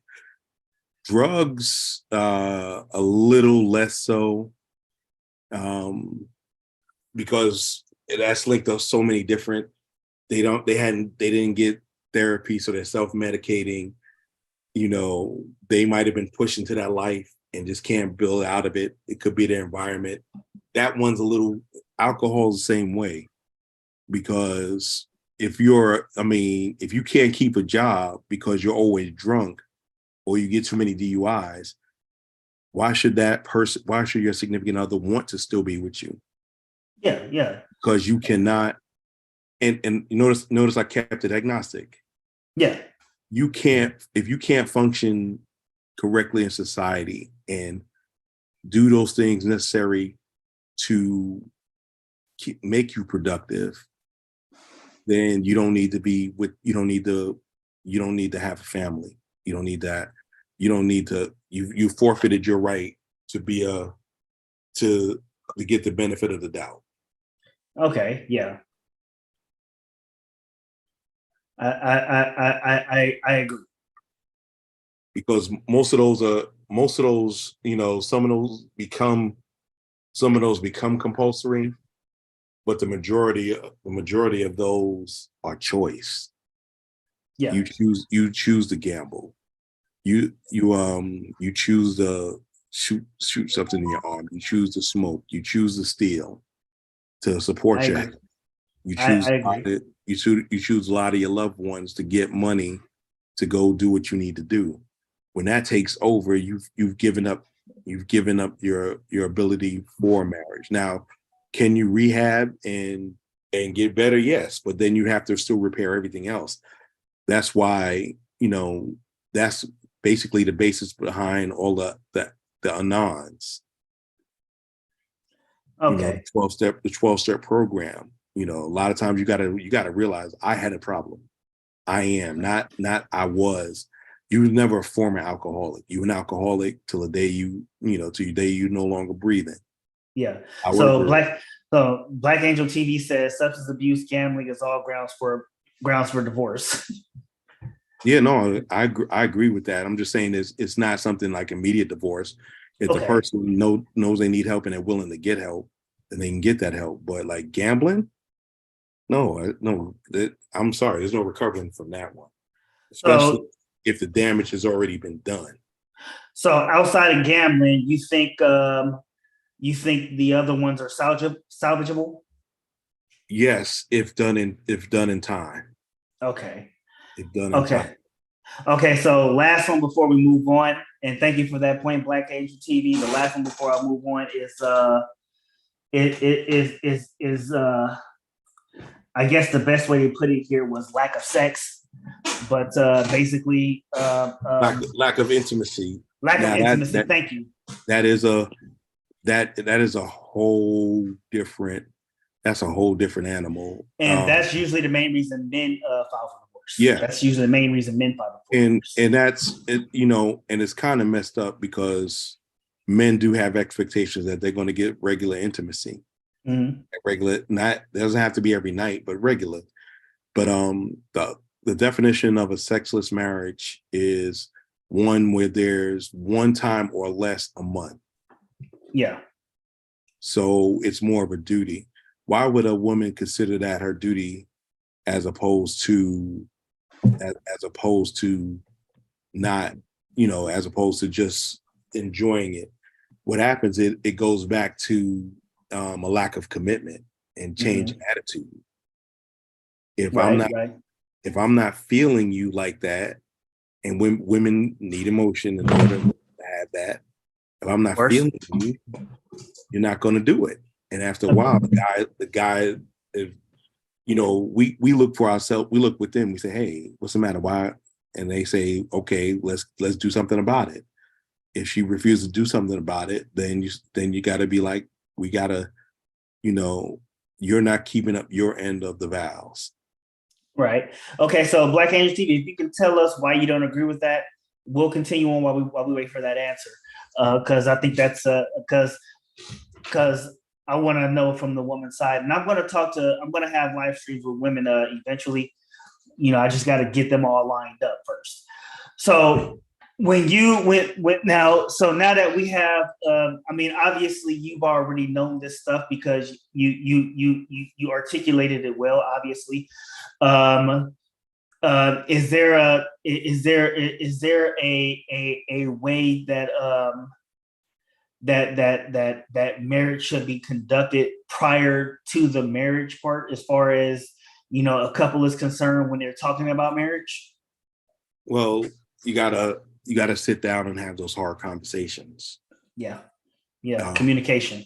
You gotta, and that's the thing, is that if you're not talking about money, you're not talking about intimacy, you're not talking about, you know, boundaries, and, like I said, the equitable distribution of duties. Yeah. I will take out the trash. I will make sure X, Y, and Z bill are paid. I will make sure that you are protected. I will lay down my life for you. Hers. You know, I'll make sure you have a home cooked meal. Maybe, like I said, every night in these days, no. Yeah. If we both want it, then yes. Sometimes I may not want it, but sometimes I may want it. And then, you know, but that's something that y'all have to discuss, because a lot of times people don't want to discuss those things, because a lot of times, and this is where guys get, it's like, oh, so before we got married, you swinging off the chandeliers. Now I gotta beg you to see a breast. And, you know, so you were wearing lingerie, or as Jamie Foxx used to say, lingerie. Now you go into bed with like 3 pair of drawers, 2 sets of pajamas. You put chastity belt. Yeah, you put on this. You build up the cover wall. You know what I'm talking about, between y'all. Yeah. You wrapped up in like 3 blankets, and it's like 200 degrees outside.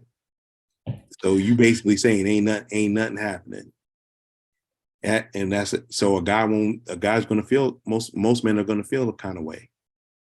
Right. They're either going to say, they're just going to say, okay, that's how she is. Or some guys going to be, look, I'm going to exercise my options. Right. Yeah. So Black Angel TV asked this question. She said, why do you think men and women get bored of sex with the same person in a marriage? Just curious. Well, that's because people in essence are creatures of habit. You get more familiar with a person, you don't grow in that aspect together, you're going to get bored. If y'all go down and eat the same saltine every day for 25, 30 years, after a while it's going to be like, yeah, I'm sure there's better, but that's all I got. Right. So people get bored with similar stuff. But the problem is that in reality, people don't really want to open up to their partner about their possible likes because they don't want to be judged by that. Because if a woman said, I like being choked while having intercourse, and the dude might be, what's he's thinking, and it's just from a guy's perspective, and this guy's perspective, is he gonna be like, why she like to be choked? Has she been choked before? Who choked her? So, and that's, women do that also, yes. But I'm just telling you, this is, that's what happens, is that a lot of people get bored because they're afraid to let their freak flag fly into their partner because it may cause problems down the road. Yeah, you like getting your booty ate. Get mad. You like getting your booty ate. Oh man, I hate that thing. I don't know how long that's been a thing, but I really. Okay. Anyway, let's get to another gear here. Okay, so you and I have come apart in some of the same Kevin Samuel fan groups on Facebook, and I want to ask you this. We know how Kevin Samuels introduced the term sign language and how modern women are this, that, and the third, right? Do you believe that some of the guys who make some of those posts on those groups, or how they make comments towards women and stuff like that, do you think that they are having those same tendencies that modern women are having as well? Of course. There are a few people in those groups. I just look at their posts and just like go right by because they're ridiculous. Sometimes I'll say something. If you notice the way I post, if I don't agree with you, I'm going to say it. Right. I'm going to say it. I could agree with you 800 times, but if you say something I don't agree with, and I don't care if people disagree with me. I always ask for evidence, because some of these guys say so much stuff that's like, I don't know what the hell you thinking, but you got to show that to me. Yeah, because a lot of the stuff they show be stupid as hell, if you ask me. Yeah, so I mean, people don't like that, but hey, if you ask me a question, I'm gonna show you where I got it from. Right. I agree with it. You may disagree with me, but if you disagree with me, find something that refutes what I said, and that's something you heard. Yeah, definitely. It's something I've seen, actually. I've actually seen you say that. Okay, so moderator came in with another question. She said, do you think men should have more than one woman? Because stats show that one woman can't satisfy them. Just curious what you think.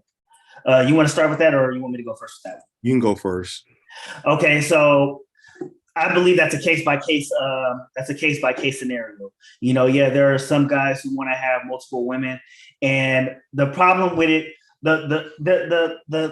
the pro about this is, yes, if a guy is serious about having a I can't pronounce the word, probably a polygamy relationship. Polygamous.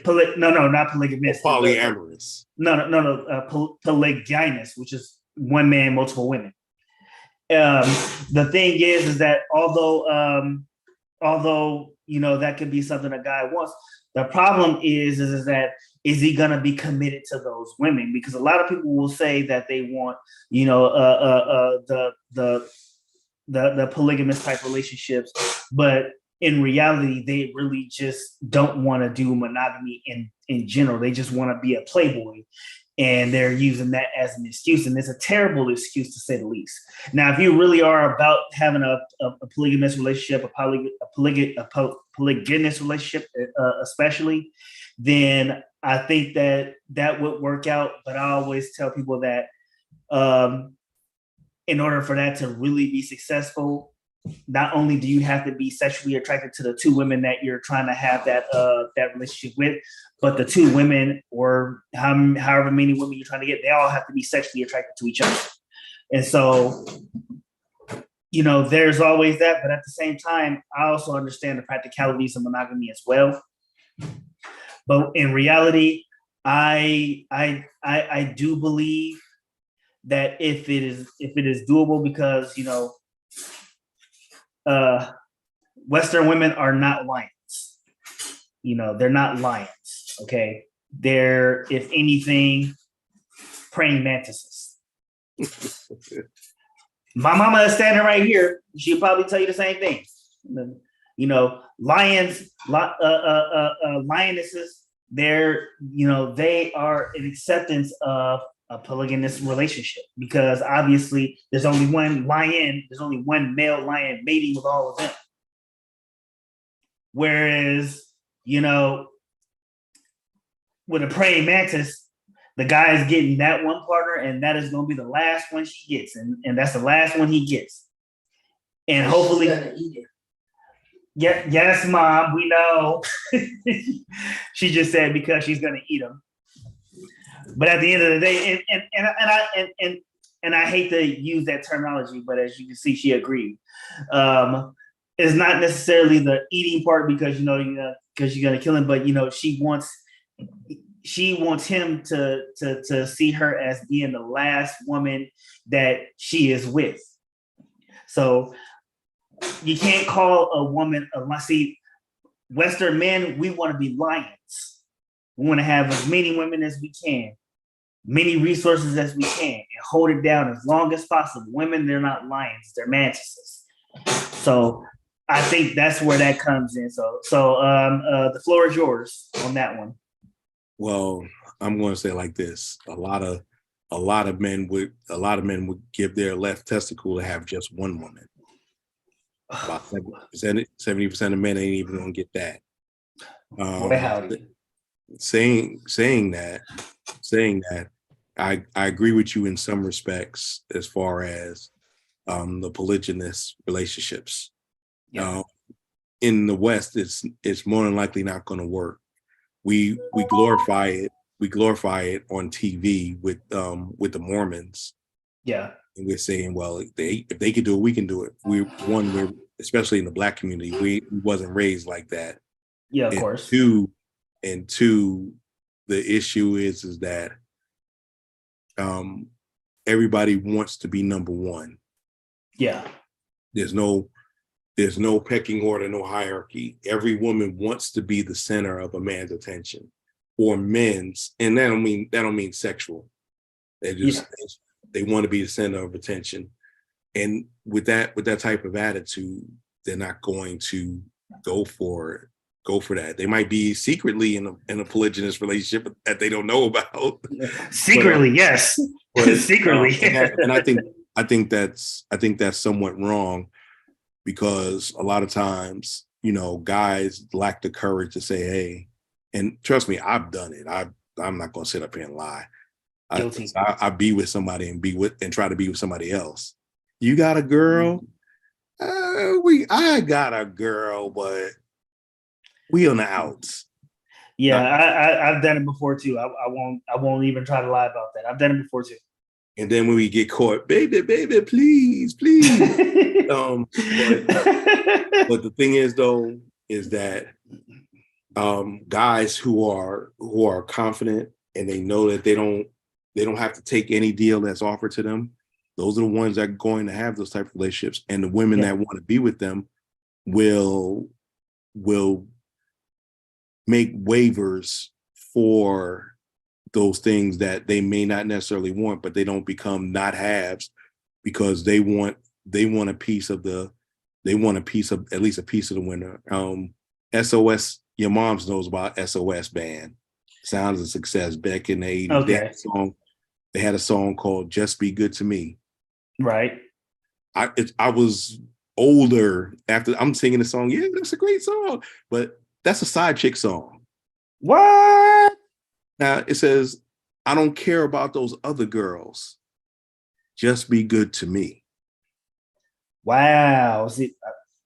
Friends, it says, friends tell me I'm crazy, that I'm wasting time with you. You'll never be mine. That's not how the way I see it, because I feel you're already mine whenever you're near me, whenever you're with me. And it's funny you mentioned that, because there was a side chick song from when I was a kid. It was I'm So Into You by SWV. Yep. And I didn't realize that until a few months ago, because I found the song completely by accident, and I used to love me some SWV. Oh yeah. and some Call them should TLC. wash vaginas, but that was just me being young and stupid. But so when we got through the question in essence, and I actually never asked you this. Were you married to your kids' moms at all? Yes. Yeah. Okay. Yes. Yeah. So have you considered a marriage or a relationship at this juncture in your life? I only did it once, and I'm only going to do it once. Roger that. Because like for me, like, so call me crazy, but like I said, I've been divorced. I've been divorced myself, and I say it. I say it. And I take no shame in it because it was what I wanted to. I was married to a single mother, and that's where my first child came from. And I raised the child. I was still raising said stepchild after divorce and whatnot. And and I always say, like whether I'm with a single mom or not, I do still want to get married again because I do want to have more children, right? I want to have more children, and I want to have my children raised in a 2-parent household. I want to have them in a family environment, and I want to have them in a healthy family environment, not one where there's chaos and or we just sticking it out and we end up divorcing when the youngest leaves for college or something like that, because that's not what I want to do. Because I want to be able to be with that person to see our grandkids come about, and if I'm lucky, great grandkids. I have the luxury of seeing my grandma have great grandkids. My grandmother is my mother is a great grandma now. Not through me. My even though my stepdaughter, she's 15, she hasn't done any, she hasn't been irresponsible yet. It's actually my brother's stepson. Okay. Yeah, I won't have any grandchildren. Yeah, no. Yeah, but yeah, I always say, yeah, I do want to be married because not because of the risk involved of losing half my stuff, because I've looked in those I looked in those statistics too, and they're not as bad as the manosphere and the red pill community try to make it out to be. No, it's the worst case scenario. That's the worst. Yeah, it's the worst case scenario. Most divorces are amicable because she already knows what you have already. Only time women, and this is my opinion, that I can't back this up with facts, the only time women go for the jugular is when they're hurt that the guy really is not chasing them or don't want them, or he gets somebody else. I could co-sign that. I mean, that is a possibility, but I mean, because according to the statistics, only 10 to 15% of marriages end with alimony and splitting of assets. Right. Because the reality is that the average man going through a divorce, 9 times out of 10, they're not gonna be giving up anything. More often than not, most of those asset splits are between the celebrities, right, and the rich people. The average guy like me, I make a decent amount of money, but at the end of the day, if a divorce comes, there ain't gonna be nothing being given because there ain't much to give. Yeah, that's true. That's true. I have a few more assets, a few more assets just I've accumulated over the years. However, like I said, it's I don't. And it's not that I wouldn't want to, but I know I couldn't give her the mutual love and respect that she would want from me. Yeah, I'd respect her, and I'd love her, but it wouldn't be that lay down my life for you anymore. Yeah, I hear you.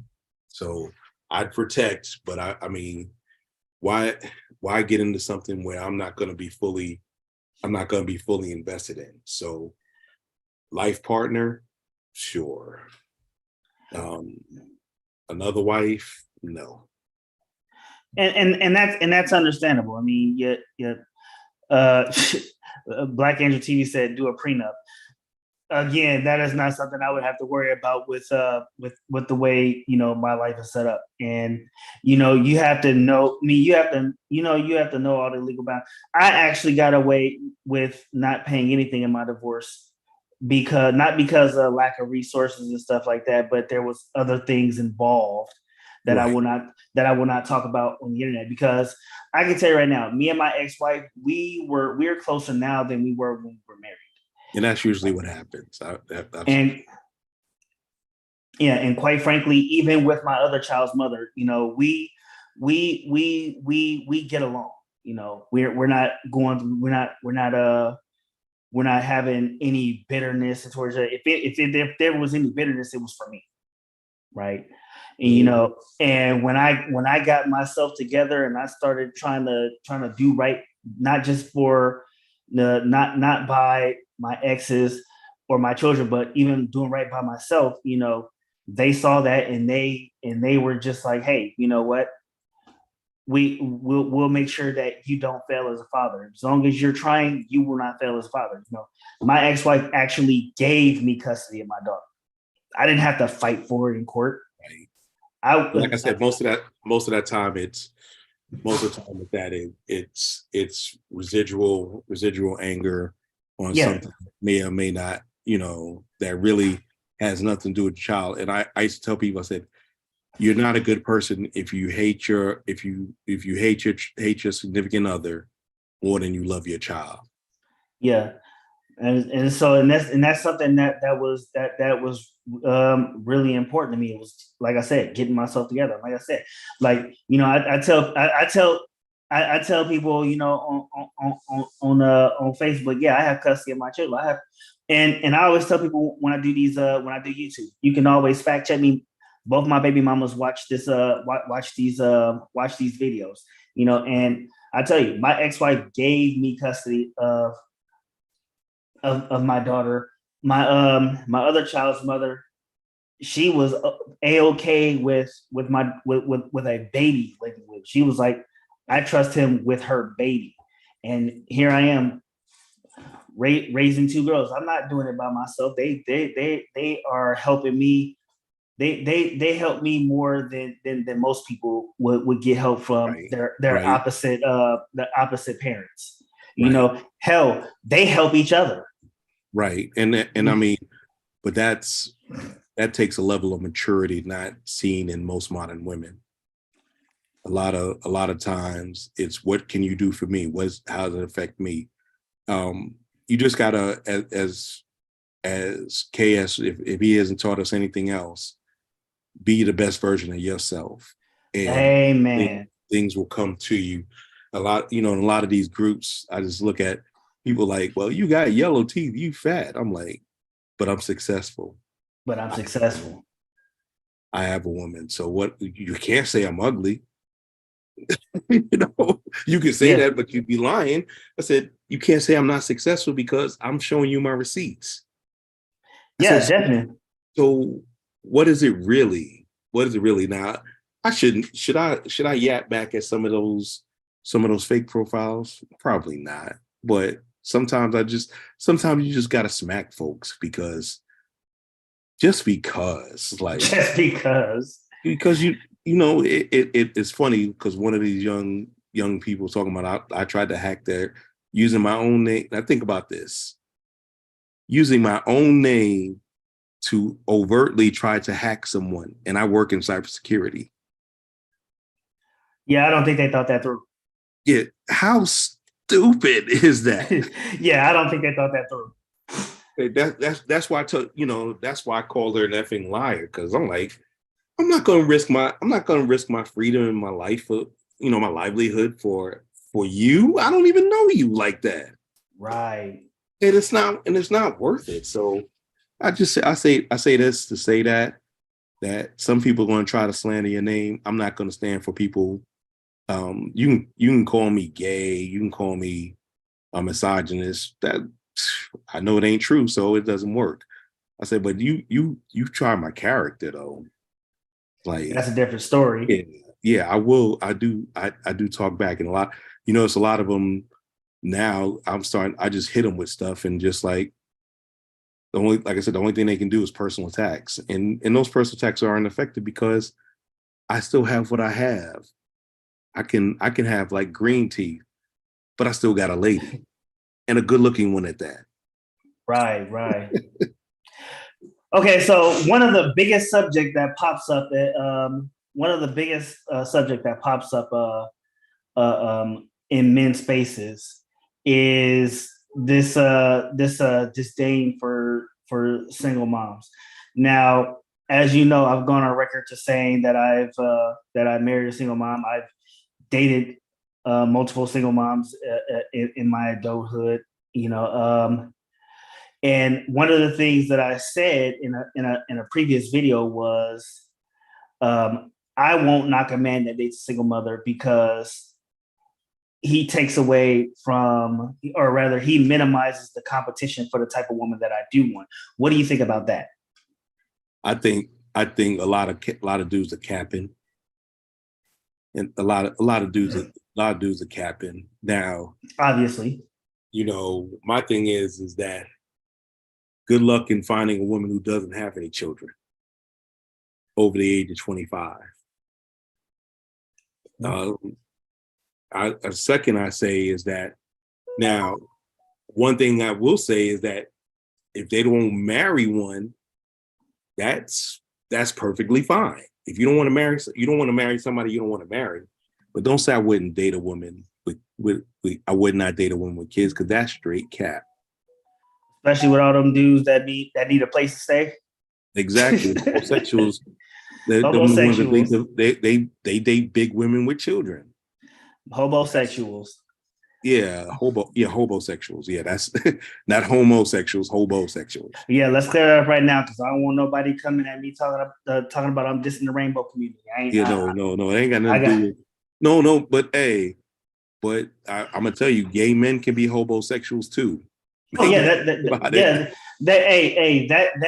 has been made clear throughout history that they can be too. But so it's not. But the guys who say I got standards. Half of them ain't got no women. Half of them ain't got, and you can tell by they posts. And I agree with some of those posts. I said, but the ones that clown the women, the guys that have a woman that maybe not be a 6 or a 7, it might be a 5, it might be even be a 4. They got women. They got women that wants to be with them, and they happy. They don't realize it. It's like you don't have to date a dime to be happy. Right. And I think that's one of the things that a lot of people fail to realize. It's like, everybody wants to be with an Instagram model, but I don't want to deal with fakies.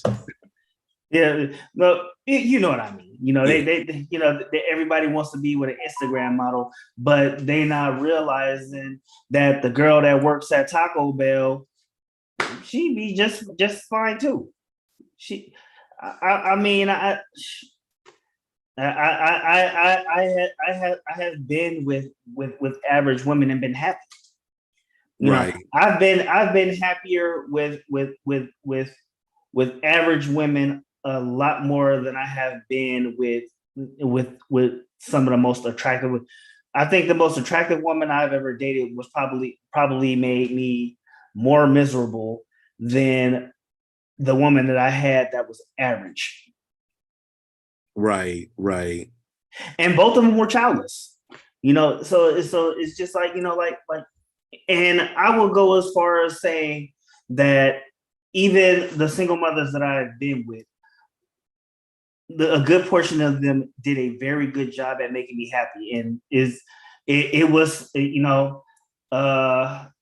would say the last 3 women that I dated that were single mothers, 2 of the 3 of them really did put forth the effort to make me happy. And I would go as far as saying on record that I was too broken to be with them. And that's the thing, is that you owned it, Yeah, and you should, and hopefully you've made those fixes so that the next person will get a better version of you. yeah. So for me, so and I talk about when she was really woman. She you know her son and my daughter got along really well, you know, and she always tried to speak life into me, and I was just so ugh. And it was just like she just tried and tried and tried, and eventually it's just like she couldn't do it no more. And it was like, you know, and in the beginning it was just like, yep, she's just like everybody else. She's just gonna leave me, blah blah blah. And I had to, you know, I had to go and fix myself.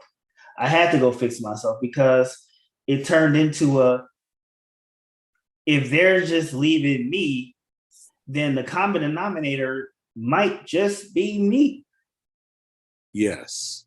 And so I had to go back to connecting them dots and figuring out what was wrong with me. And I still don't believe I'm done. And that's why I've been single for 3 years. I haven't been single because I can't get nobody. I've been single because I don't think I'm done. I have to really finish completing myself, putting myself back together. And then of course, I'm still trying to work on trying to, you know, have more income in my pocket. Right. And so I believe that these are things that's not necessarily to attract the next woman, is more of saying that when I'm ready to get the next woman, like you said, she'll get the best version of me, rather than somebody still trying to figure it out, somebody that ain't all there yet. No, that's true. A lot of us get allured by the physicality, and we'll stop our growth to not. We'll stop our growth to hinder somebody else's because we're not doing what we're supposed to be doing. Agreed. And I think a lot of people really need to have that evaluation with themselves. Before Kevin Samuels died, he said 2022 self-awareness is supposed to be sexy.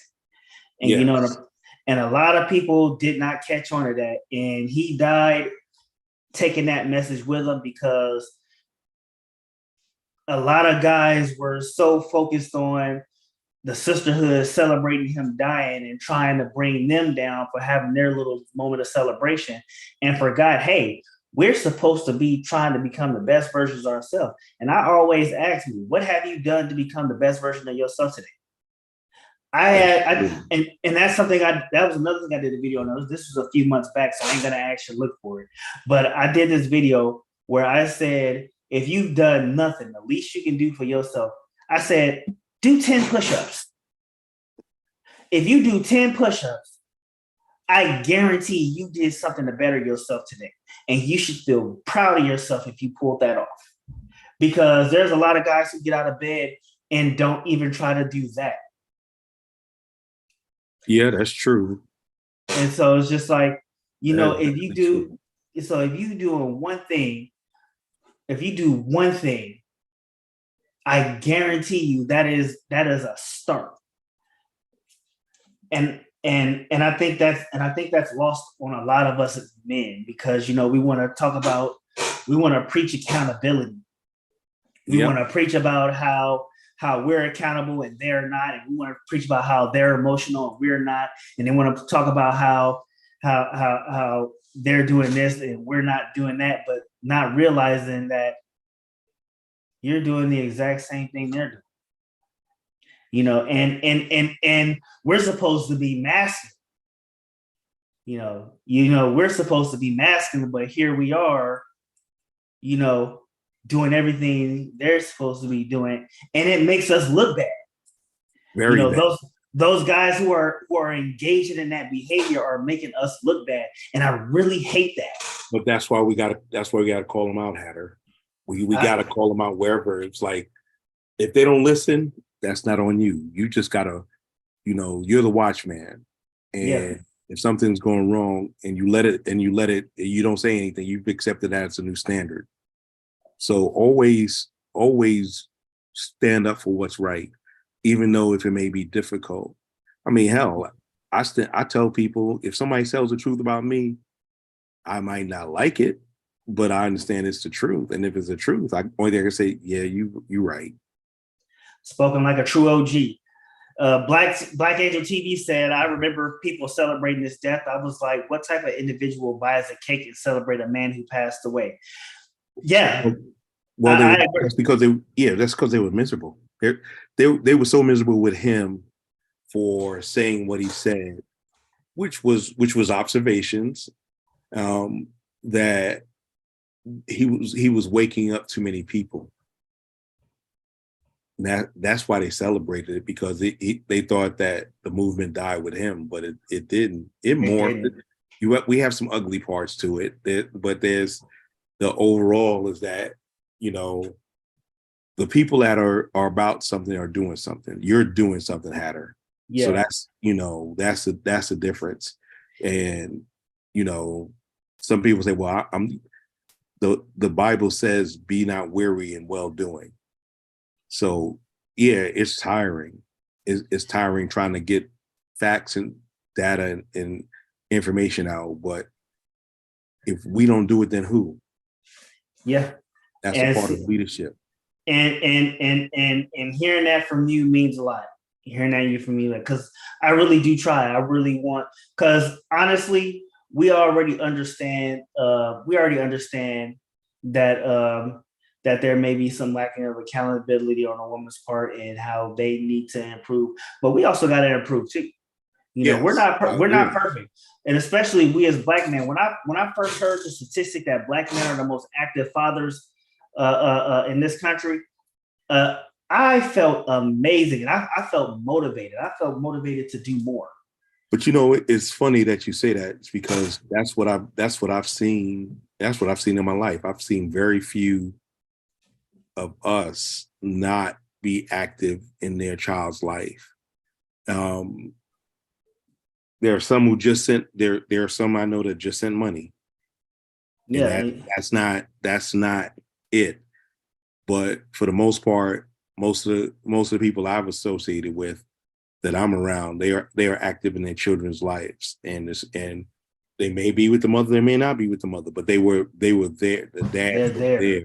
And you know, one thing that a lot of the sisterhood wants to not recognize is that in that CDC poll, they also asked the mothers, and the mother said the same thing that the father said.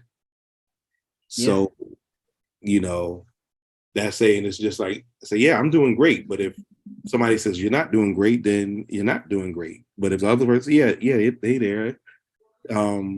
So 69% is close to 70, but it's not enough. We can do better. We can do. But I mean, we're the most active, but we can still. There's still room for improvement. Some of us are just not. Some of us were just not good people, regardless. And usually those are guys who have kids everywhere. Now I'm gonna give you a anecdotal example. Tennessee a few years ago, those 3 men who had 87 kids. Oh yeah. Because I mean, and that I won't dare I say, I won't say that's anecdotal, because we all know about it, but I mean, there are people out there just serial impregnating women. You know, that it is a thing. You know, and you know, not a lot of people are, and I'll go as far as saying that, I get that we, especially as Black men, we're not perfect, but you know, as I think that, you know, because I don't know if you've seen this on TikTok, there was a guy who had 7 kids by 7 different women, and he didn't want anything to do with it. Those guys are no longer the majority. Right. They're not as common as they used to be, but they're no longer the majority. You know, there's still those. Yes, I have multiple baby mamas. I'm not going to sit here and say that I wasn't all over the place. The leader of the Misfit gang, I don't want to say it like it's a bad thing, but you know, he's gone on record as saying he has multiple baby mamas. You know, but we out here and we trying. And I think that's the difference is Hatter, is that, you know, you acknowledge and you're making a difference. Yeah, and I think that's the important things is I really do want to make a difference, especially because I have girls. You know, I want them to know that there is somebody like me out there who will care about them and who will, you know, love them the right way. And you know, and I believe that, you know, even right now I may not be doing a good job at leading by example because I'm single, but I am a firm believer that eventually I can show them, you know, when I do find that person that I actually have vows with, because I can understand where you're coming from about not wanting to get married again. Your kids are grown, you know. You don't really need that. Me, I want to have more kids. I want them to grow up in a family environment. Right. No, I got you, but you're offering them structure, order, and systems from an early age. Yes, that's exactly what I want to That's give. that's something a mother can't do. Yeah, and the funny thing is, you know, that was another thing I saw. You know, statistically speaking, you know, single fathers do produce better productive members of society. But I always say the two-parent household does more than either side combined. Right, right. And that's what I want for my kids. I wanted either side. I want that team. Yes, me and my kids' mothers, we're teammates with the kids, but I'd rather that teamwork be in house. Yeah, no, there's no you gets no argument for me. But on that note, Hatter, I'm gonna have to cut it down. I gotta get up in the morning. Yeah, same here. In fact, I'm about to go out and handle job number 2 real quick. So I do appreciate your time. You gave me well over 2 hours. So I do appreciate the time you give me. I want to give another shout out and another thank you to Black Angel TV, my wonderful moderator. She is amazing as usual. I want to thank all the people who came and watched. And I want to let everybody know that you want to check out Andre Golden's YouTube channel, especially for those who need to be inspired as far as parenting is concerned. That's the man right there. He does panels every Thursday, right? Yes, that's Upscale Love for You. We actually have one this Thursday. Yeah, so by all means, check out his channel. He gonna have that. It's always lit. It's always hot. And you guys have a good night. And like I always say, kindness is free, and I'm cheap as fuck. So thanks again for your time, Andre. My pleasure, Hatter. All right, you guys have a good night.